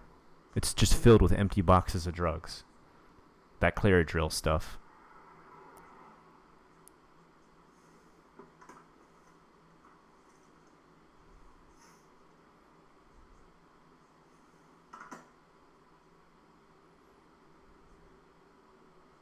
And there's almost no sound here.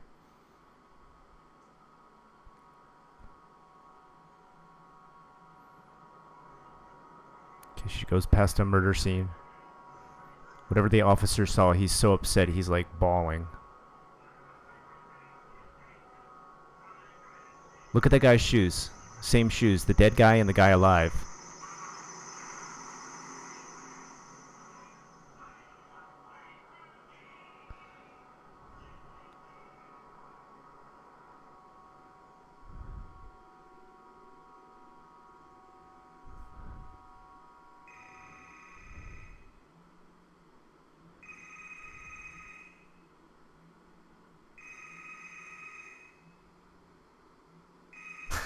Number one spoiler live streamer.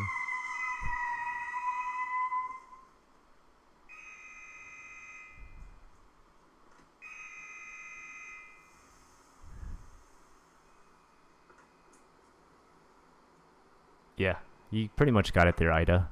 Pretty much, but it gets worse.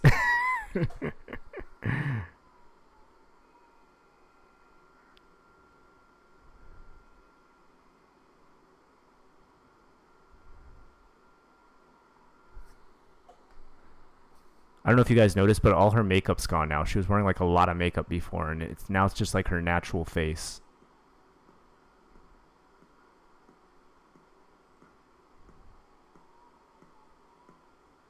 That's her sweater. Same sweater that she's wearing.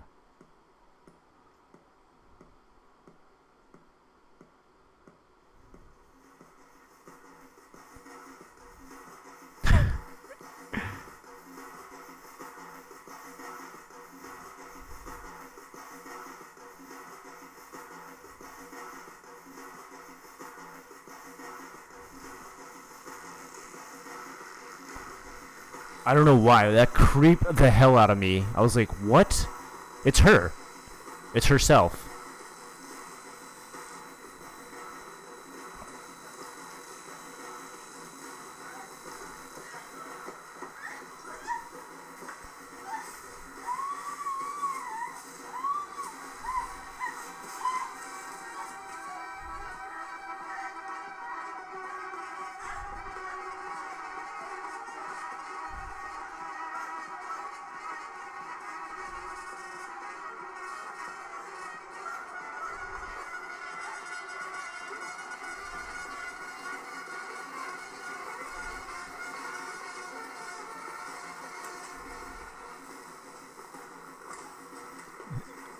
However they filmed this looks really good. Like, you can never tell when it's not her.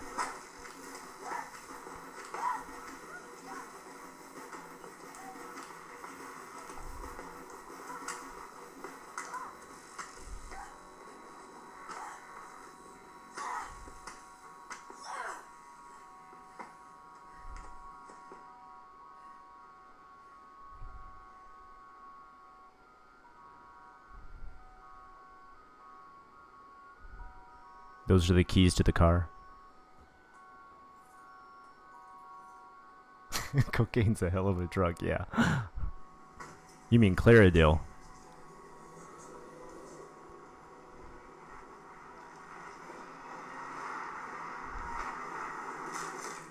Oof. It gets worse.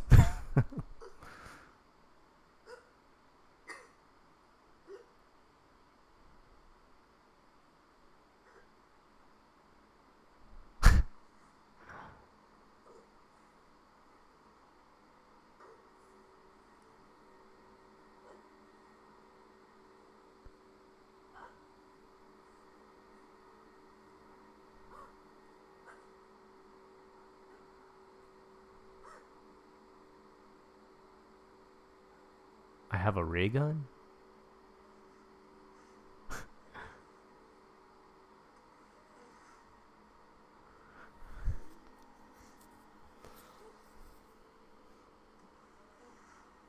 This next part's my favorite part.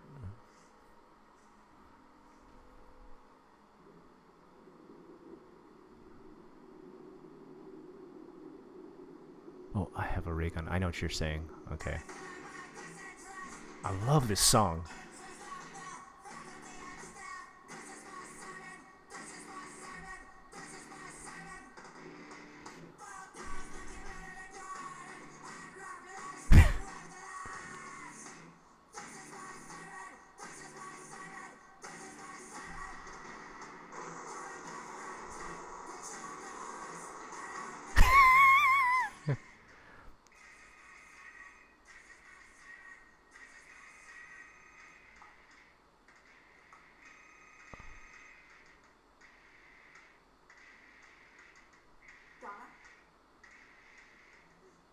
I don't know why that part really creeps me out. She's just answering a phone, but it's just really creepy to me.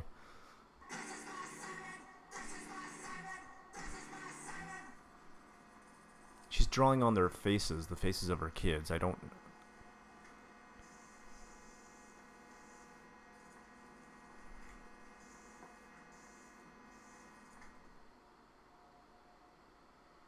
And then she like mocks this pose that her kid does. I don't... This is creepy.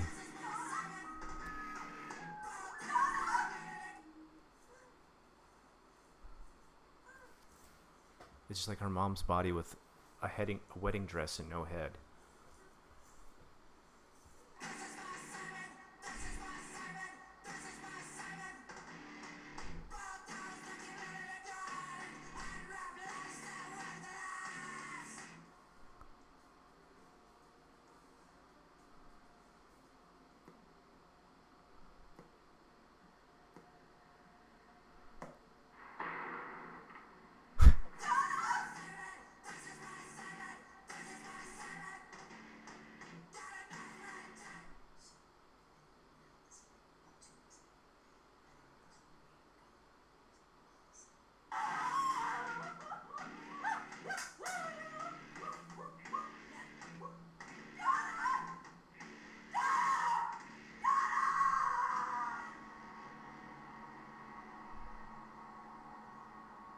What the hell is happening? Yeah, I know. Especially if you just joined this stream right now, you're definitely like, yo, what the fuck?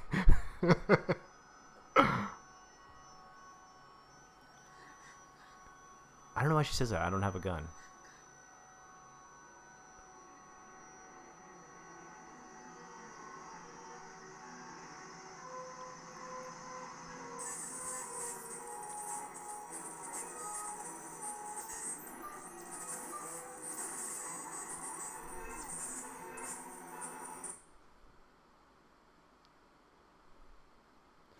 Were all your questions answered?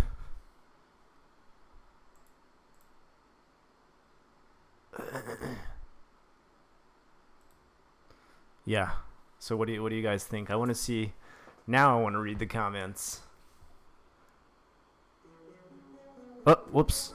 Hold on. Let me turn that music off. Give me 1 second. Oh, next one is This House Has People in It.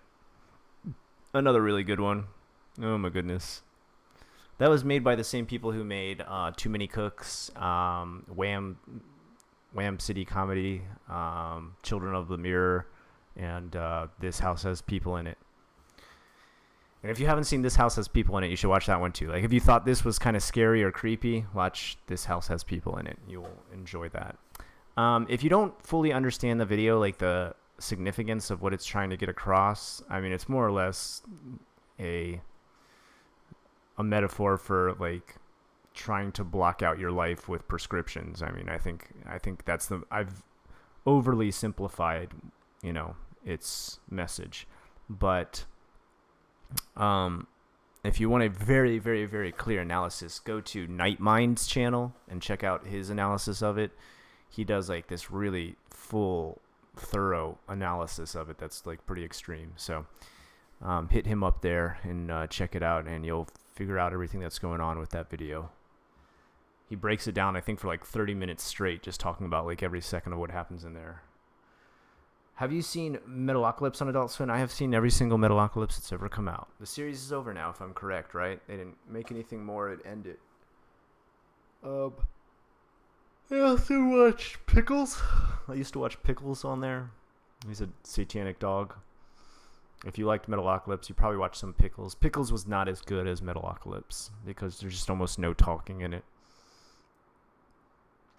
Side effects are pretty messed up stuff. Yeah. I try not to harp on this too much, but if you guys don't already know, America is like 1,000,000 times more medicated than like the rest of the world. In most parts of the world, I didn't even realize until I moved out of America, in most parts of the world, advertising medicine that is not over-the-counter medicine. So I'm talking like, medicine that you'd have to get a prescription for. Advertising prescription meds on the TV is illegal. You can't do that anywhere else in the world. Only America you're allowed to do that. We're like, have you ever thought about why you're depressed? Talk to your doctor about, I don't know, heavy doses of lithium. You too can walk around like a zombie. Some side effects may apply, for example, dry mouth, not being able to have emotion, acting like a zombie. So I was really surprised how, the other thing I was really surprised is like you don't get pain medication in a lot of countries. Like they're not as quick to give you pain medication. Opiates are highly, highly restricted. The way they give out opiates in America are just, it's kind of over the top. I remember in college, getting opiates for one time I like lifted a TV and I hurt my back really bad and they gave me opiates, and I remember I still had to go to class that day, so I painted like really weird stuff. And what else did I get them for? I can't remember exactly, but it was just like stuff that later I was like, why did they give me opiates for that? Like that's like overkill with the pain. Like in Japan, almost always they give us these here. Like if you got like muscle or like nerve pinch or something, they give you these. These are kind of just like little patches that you put on the area, and like they pretty much almost numb the area, but they're just like a patch. You don't get any kind of like great feeling from them like you do with opiates. So they're not addictive. You're not like, yo, I want to put patches all over my body, look like fucking Dark Man. You know what I mean? So I don't know why America doesn't just adapt to things that are less addictive. I don't know. I already had like a couple friends die from overdosing from opiates or like switching from opiates to heroin back in America. So obviously there is a problem. Now, mind you, I'm from Florida where the opiate situation's really bad. So, I mean, that's, cause and effect as far as the area is concerned. Muscle relaxers. Get some Fat Pack. Yeah, if you've donated $20, you can get Fat Pack from Japan from me. Asian medications is literally the opposite. I think it's two extremes. Well, yeah. Yeah, the only problem with, like, okay, so there's some stuff in Asia I think is just kind of useless, like, as far as medication is concerned. Like, there's these Chinese herbal drugs that they give out at every fucking hospital you'll go to, and they are goddamn useless. Those things are worthless, dude. I don't care what anybody says.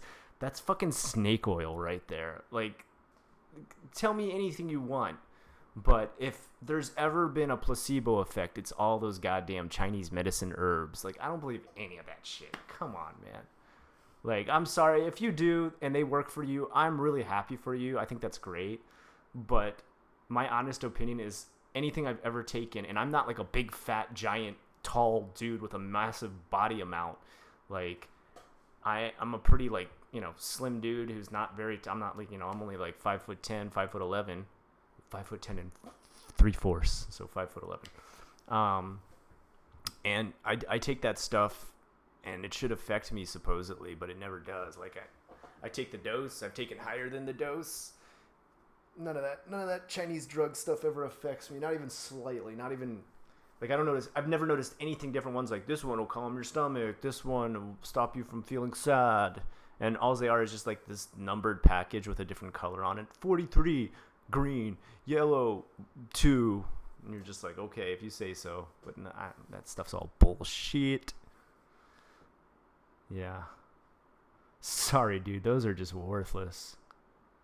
Do you watch Better Call Saul? Nah, I don't really. I don't know. Like, I couldn't really get into that or Breaking Bad. I don't think they're bad shows at all. I think they're probably really good, but I think they're for a certain audience. I'm really picky though, so nobody should go by my taste. I'm so picky, and I also have a problem where I can't follow through with a series. Like, I tried to watch Orange is the New Black, couldn't finish that. I think the only couple series I've ever watched are like Black Mirror all the way through Dimension 404, but they're not like really a series again, right?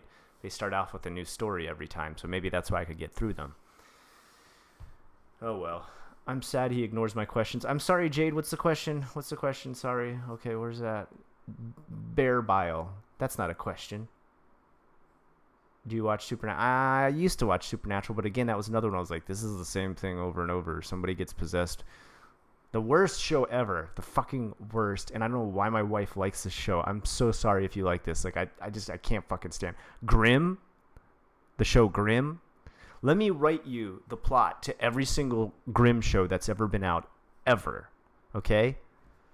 2 cops find out a local person can turn into a were blank. So you just add in an animal's name, and that's the new episode. That's it. That's every single episode. 2 cops find out a guy can be a werefish. 2 cops find out a guy can be a wereleech. 2 cops find out that a guy can be a were rat. Like, what the fuck? Like, how are people entertained by that? Like, what? Real talk. Grimm with 2 M's. I don't know. That's what it's called in Japan, but it's an American show. Werefish. Yeah, dude, it's so stupid. And like the CGI is just like the worst. It's just like, yo, I don't know. He's a werefish. Like, make his head turn into a big bubble. Yeah, why do they keep that show? That show is so bad. All right, you're not yourself on pill addiction. You forget your kids and can lose everything, including your life. I don't have a gun means you don't need to have a weapon to hurt. That's a very good analogy. Yeah, that's very true. I think that's 100% right. Yeah, that's very, very true. All right. Bear bile wasn't the question. Well, Jade, tell me the question then. Come on, man. I keep looking back to find that question. What's the question? I'm sorry I skipped it. I apologize. What's the question? I used to follow American Horror Story. Yeah, see, American Horror Story got goofy too for me. Like, my problem with American Horror Story was like it felt like every story was like on fast forward, and they tried to throw 50 of them into one episode. It's like, there's this girl and she likes candy, and also there's this other guy being tortured, and this other guy's semi-retarded, and he's also kind of a crazy guy who's killing people, and also that you're just like, I can't follow. Like, can you just give me one really good character and I'll follow him? Develop him. Don't try to throw like 30 characters at me on episode 1. Like, what? I got through almost all of season 1 of American Horror Story, and then the ones from then on out are just like, yo, this is too many stories. Like, what are you doing? Like, just give me one really good one, not like 50 half-ass ones. By the way, I'm a criminologist. Before I went in hikikomori mode of the Breakup Mother stuff. Maybe that's what drove you into the hikikomori. I mean, I always feel like I'd love to get deeper into criminology, but some of the cases like would disturb me into, I don't know. I mean, I'm not trying to be your psychologist, but I mean, whenever I feel like somebody's in a dark place, I never feel like it's 100% their fault. I feel like there's outside things that push them in there. All right. Okay, did you ask the question, Jade? Did you ask the question? Rick and Morty. That's not a question either. Rick and Morty. There's not even question marks at the end. It's just like 30 exclamation marks. All right. Distracted like a sparrow. Yeah, that's me, dude. This is ADD. ADD is a hell of a thing. Rick and Morty. What's your favorite Black Mirror episode? My favorite one is Downvote. I'm sure you've all seen it. It's not really scary at all, but I really like the idea of like people obsessed with being liked online. I don't know. I really liked that episode. That was my favorite one. The one I hate the most is the one where he's got to fuck the pig. I don't understand what was the point of that. Like, there's no message I really got. Do I watch Rick and Morty? Nah. I know everybody talks about how good it is, and I'm sure it is. I'm sure it totally is. I'm just... With what little time I have to watch, like to really invest myself into like a long-term show, it usually almost always is going to be horror, almost 100% of the time. I know people are like, And people are like, oh yeah, but it's got horror influences. It's Rick and Morty, and I'm just like, I get it, I understand. But if I'm gonna do it, like, for me, I know this sounds lame, but I'm always kind of trying to look for like the next fear high, if you will, like the next thing that's so scary that I'm like, oh my goodness, that was intense, and then I can think about it for ages about how scary it was. And it's stupid because I almost never find that. Like maybe once a year I'll find something that slightly disturbs me, and the rest of the time I'm just like, okay, all right, okay.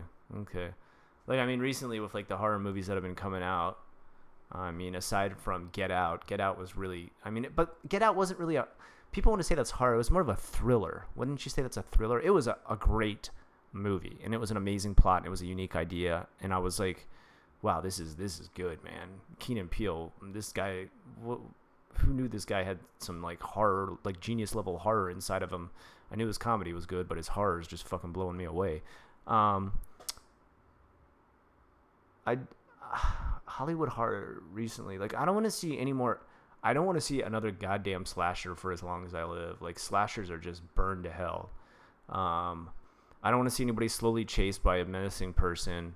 I don't want to see anything that deals with like a series of traps. I don't want to see anything where it's like some inanimate object or house is haunted. Like, it's so boring now. Don't Breathe.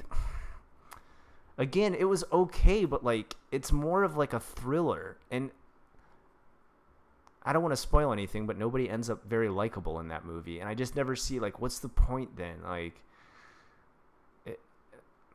for me, I'm looking for horror. I'm looking for something that I'm like, not that I'm like, oh, that could actually happen. That would be a fucked up situation. For me, that's like more of a thriller. For me, I want horror where I'm like, oh my God, I can't believe I'm watching this. This is like creeping me to like my very soul. That's the kind of horror I want. Like, I want something where I'm like, oh my God, what am I watching? What am I watching? What is this? What is going on? Like, I remember the first time I watched unedited footage of a bear, I felt like that. Like, I felt like, yo, what is this? Like, no one told me anything about it. So I was just like, what's going on with this? Why did this suddenly turn into this like really creepy advertisement? Yeah. Slashers equal 90s. Yeah, but the slashers still come out. They still keep coming. Or they do stupid like, they're going to do another remake of Friday the 13th. Why? Did you guys see that like modern remake of it? It was like the most boring, like lukewarm movie I've seen in ages. So boring. Ugh.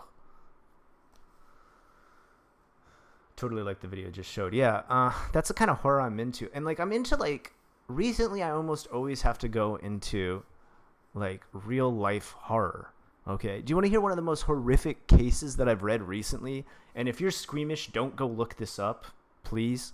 Okay, I'm not gonna get any gruesome details. All right, you know, even your kids could be in the room and they'll be okay. But I just recently researched this case on a guy named Kermit Gosnell. Okay, this is some real life horror shit right here. Okay, guys, this guy is like a real life horror monster.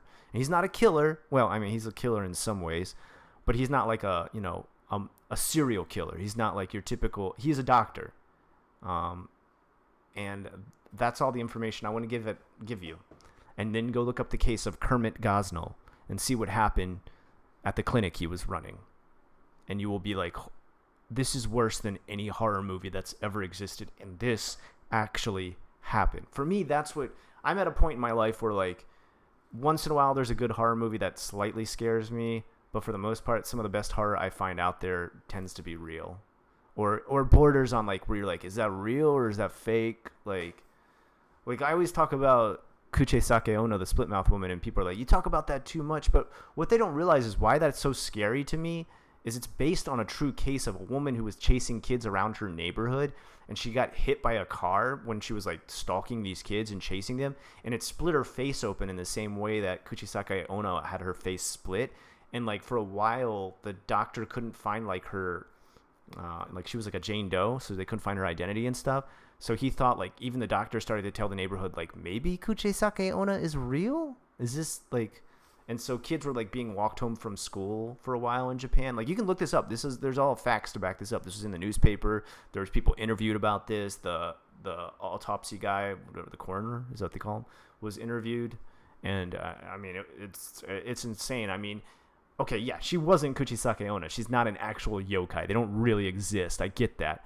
But the fact that something could happen in such a coincidence that it would lead someone to believe such, like, I mean, that's horrific. It's like the Lisa Lamb case. I don't think she like teleported into a tub of water. Okay, I don't think she was seeing a ghost on the elevator. I don't think, yeah, but something weird happened. Something so weird happened that to this day we don't understand how the hell she ended up like floating in a thing of water that was locked. So, like, that's scary to me. Get your sources from Best Score or Live Leak. Yeah, I mean, I don't know, but like sometimes those are just like, yo, this is fucked up, and you watch and you're like, yeah, that's really gross, but like the story behind it isn't scary. Like, there's a, oh god, no, ugh, someone. Well, I can talk to you guys about this. All right, this is kind of we're really deep in. We're like 2 hours in. This is kind of a weird story. The guy who just called me, he's probably gonna call me again. He's a guy who lives in my apartment complex, and I feel really bad for him because he was in like a bike accident like a while back, like way before I came to Japan. And so he's like a little bit slow from this bike accident. And so he also knows how to speak a little bit of English. So I'm just always nice. Like, I'll always talk to him and say, hey, what's up? But like, he'll call me and like ask me kind of like personal weird stuff that kind of freaks me out. He called me the other day and like asked me who my favorite porn actress was. And like, dude, like, I mean, that's cool, like, to talk with my bros and stuff about, like, people I'm like good friends with or something, like, but like, it's not college anymore for me, and I'm a married man now, and I don't like usually receive random calls from this dude who's like 44 asking me who my favorite porn actress is. It's kind of a really unsettling call, and I know that this dude doesn't understand that like what he's doing is like socially inept because he dealt with this massive brain injury after he got in this bike accident. But it just leaves me in kind of awkward situations where I don't want to take his call because I'm afraid he's going to ask me some kind of other weird question. Like the other day, he called me and asked me if my wife had any friends, because he's really serious about thinking about getting married now. So like, can I introduce him to any of my wife's friends so he can get married? And I feel bad, dude. I mean, it sucks, man. I know he's just lonely, dude. He's just lonely. He just wants somebody to talk to. And yeah, he probably does want to get married. But there's none of her friends I would recommend him to. I mean, that would be kind of an awkward situation. You know what I mean? Like, I feel like there's nothing I can say to make this sound good at all. I'm kind of like creeped out by the calls and like the stuff he asks, and I want to be nice because at the same time that's not his fault. But I do wonder like where his caretakers are. Like the guy obviously needs caretakers, so I don't. It's weird. Puts me in a very awkward situation. I'm not somebody to turn away anybody who talks to me. Like, I'm not anybody to like be like, no, I'm not gonna talk to you. You're freaking me out. Like, we're all weird in some way or another. If I turn away one person who freaks me out, I have to turn away everybody who freaks me out, right? All right. It's late. Yeah, it's really late, huh? What time is it for most of you guys? Like probably like 2 a.m. now? 3 a.m.? Probably should bring it to a close, right? Scott, see you later on the next stream. Yeah, I think I'm going to start to draw it to a close here. That was actually the scariest story tonight. If you want to live, be friends with your weird neighbor.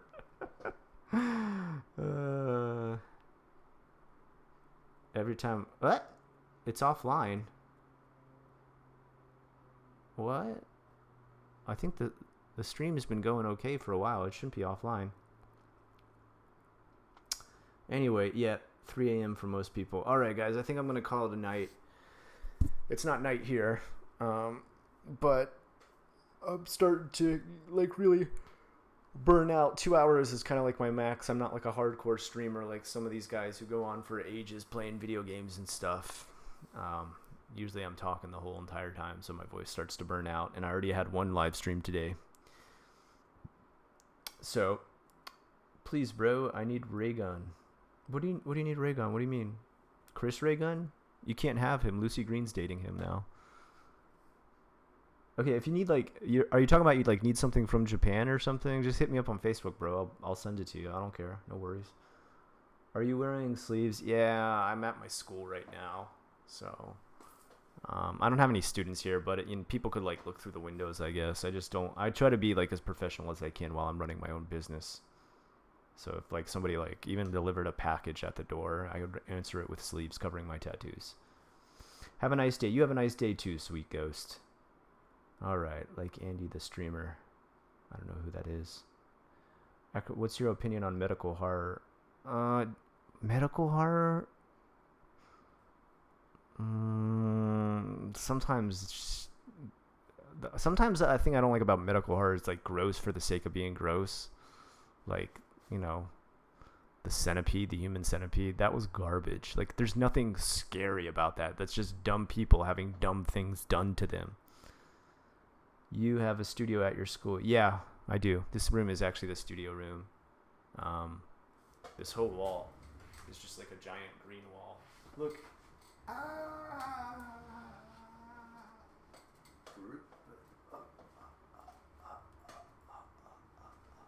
Did you guys like that? How was that? Was that pretty amazing? Yeah, I have 2 studios in here, and they're pretty nice. They're pretty fun. Aware of under anesthesia. Ugh. Yeah, I don't like stuff. I don't like stories like that where it's like you're awake while under anesthesia. Like, there's nothing. It's scary in the sense that like you're about to experience a massive amount of pain, but like that's it. It's just like, and if you made it through that, like you would have tolerated it, and you're still alive. So psychological is my favorite kind. Pretty much psychological scares are my favorite. Like one of my all-time favorite movies, horror movies, is a movie almost nobody's ever seen. It's called The Scopia Effect, and it's about a woman. Well, I don't want to ruin it for anybody. If you want to watch a weird horror movie that it'll take you a while to understand what the hell is going on, it's called The Scopia Effect, and it's not like there's not a lot of blood or gore. It's just weird things happening that you're kind of like, yo, what? All right. Most horrible thing in my life, being awake during surgery. When I first started watching you was Osoroshi. Saturday, watched so many in a row that I had a night. Yeah, okay, so with those dreams, like when I used to research those, like because I would research so much stuff to try and find what was worth putting on there, almost every week that I finished Osoroshi, I had a nightmare, and it was a pretty bad nightmare. I had one nightmare. The worst one I had was I was in a old school Japanese house. I've told this one before, but if you haven't heard it, this is my nightmare that I had from doing Osoroshi Saturday research. I was in an old school Japanese house, and by that I mean like there's a tatami mat, there's the shoji paper doors, the wooden walls, and there is a really long hallway as soon as I walked into the house. Like I walked through the front door and I'm in this hallway, and I think I'm kind of like exploring the house like for an episode, because sometimes I would go to like abandoned areas or like do urbexing for. And I walk down this hallway, and this place is like really decrepit. It's really old, and I hear a voice coming from one of the rooms down this hallway. It has like tons of rooms on each side, and there's a light on, and I can tell there's a light on because you can usually see a light through a shoji paper door. And I hear it's like a Japanese woman. She's like talking to herself. And she's talking in Japanese. Like in my dream, she's speaking Japanese. She's not speaking English. She keeps saying like kirei na, kirei na, kirei na, kirei. And that's kind of just like saying like, oh, it's so beautiful, isn't it? I'm so beautiful, aren't I? I'm just so beautiful. I can't believe how beautiful I am. And like, so I look in there, and it's like this geisha getting ready for her geisha job, which is like pretty much entertaining. And they have to put on like the pancake makeup, the white paint makeup, and she's taking like massive amounts of it and just like slapping it on her face, like to the point where like it's like chunks of it, like it's like that kind of makeup is kind of like powder and grease, and she slapped such big chunks of it on it that like there's like a weird distorted shape to her face because she's put way too much on. But she keeps like putting more on and saying that she's beautiful, so her face gets like weirder and weirder shaped. And then she has a mirror like behind her, like she's looking at it like a beauty mirror, like the kind of makeup mirror that you sit down and do, and she's like doing it on there. And then when she spins around, there's like a full body mirror, and she stands up and looks in there, and when she looks in there, the reflection is of her, but it's like all burned, like her skin was all black and like burnt and gristled, and she still keeps saying like "Kirei na, kirei na," and like she doesn't like scream or anything, just she thinks she's really beautiful even though she's looking all fucked up. So that scares the shit out of me. I run farther down the hall, and I hear a person eating, and it's like eating like really like like gobble gobble gobble, and I'm just like, yo, what's this sound now? So I see another light is on in another room, and there is like a very large shadow coming from that room, and I poke my head around the corner there and look into like the slightly open shoji door, and I see a sumo wrestler, and he's like an old school Edo era sumo wrestler. You know, he's got like the whole band on with like the I don't know, what do you call those like little paper things that hang off of the belt. I don't know a lot about sumo wrestling. There's a lot of very esoteric words for that, and I don't know the Japanese. And he's getting ready for a match, and sometimes, so before a match, like what they do is they measure them, how tall they are and how much they weigh, and that's kind of like a bragging point. Like, so sometimes what they'll try to do is like eat a ton, and there's even been stories in the past that some would have their assistant smack them on the head with like a log or like a stone, so that a bump would rise up on their head, so that when they measured them from the bump, which is, I mean, that sounds insane to me. And he's in there and he's eating mabuda, which is like a mix between tofu and beef, and he's just like stuffing his mouth with it, just like blah, blah, blah, blah, like, and it's like this massive bowl, and he's eating so much of it, and he's eating so fast that he's obviously already full, and he's like throwing it back up as he's eating it, and then eating it again and again. And I'm just like, oh god. And then he turned around and noticed me, so I started to run, and so I'm running away from him. And as I'm running away from him, all of a sudden, jump scare, the geisha lady pops out of the door with her burned face, and then I wake up. So that was my nightmare. She'd make for a good horror movie. Yeah, that would be a pretty good character. I've thought about it, but then I don't know how I would get like the time or the budget to make such a movie. How often will you make Metro Dark? At least once a week. I want to do. I love Otsuroshi Saturday, so I hope we get more similar content. Yeah, I'm thinking maybe I'll go back to like multiple stories. For me, it's about like the research. I really enjoy doing like the research of finding scary stuff.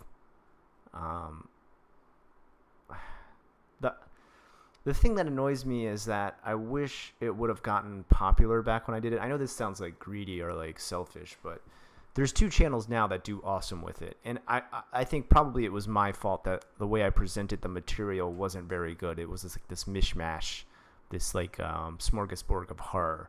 But channels like Scare Theater and Rainbot do it right, where they just do one video at a time. They're only 5 minutes. They're heavily edited, well explained, and they show everything. I wish I had done that from the beginning. I wish I had a channel that was totally based around that, but I can't even, I'm not going to try and start like another channel. I don't know, I barely have time for this channel. So, I'm sleepy. All right, yeah, I think probably everybody's getting sleepy by now. I'm sorry, guys. I'm going to let everybody go to bed, and I'm going to end this. Guys, thank you so much for getting my Patreon to a point where I was able to do this nearly 3-hour stream. And I say 3 hours because there was a stream before this stream that I broke off from. And I want to say thank you to everybody who came out. Thank you to everybody who donated during the stream. Thank you to everybody who donated to Patreon.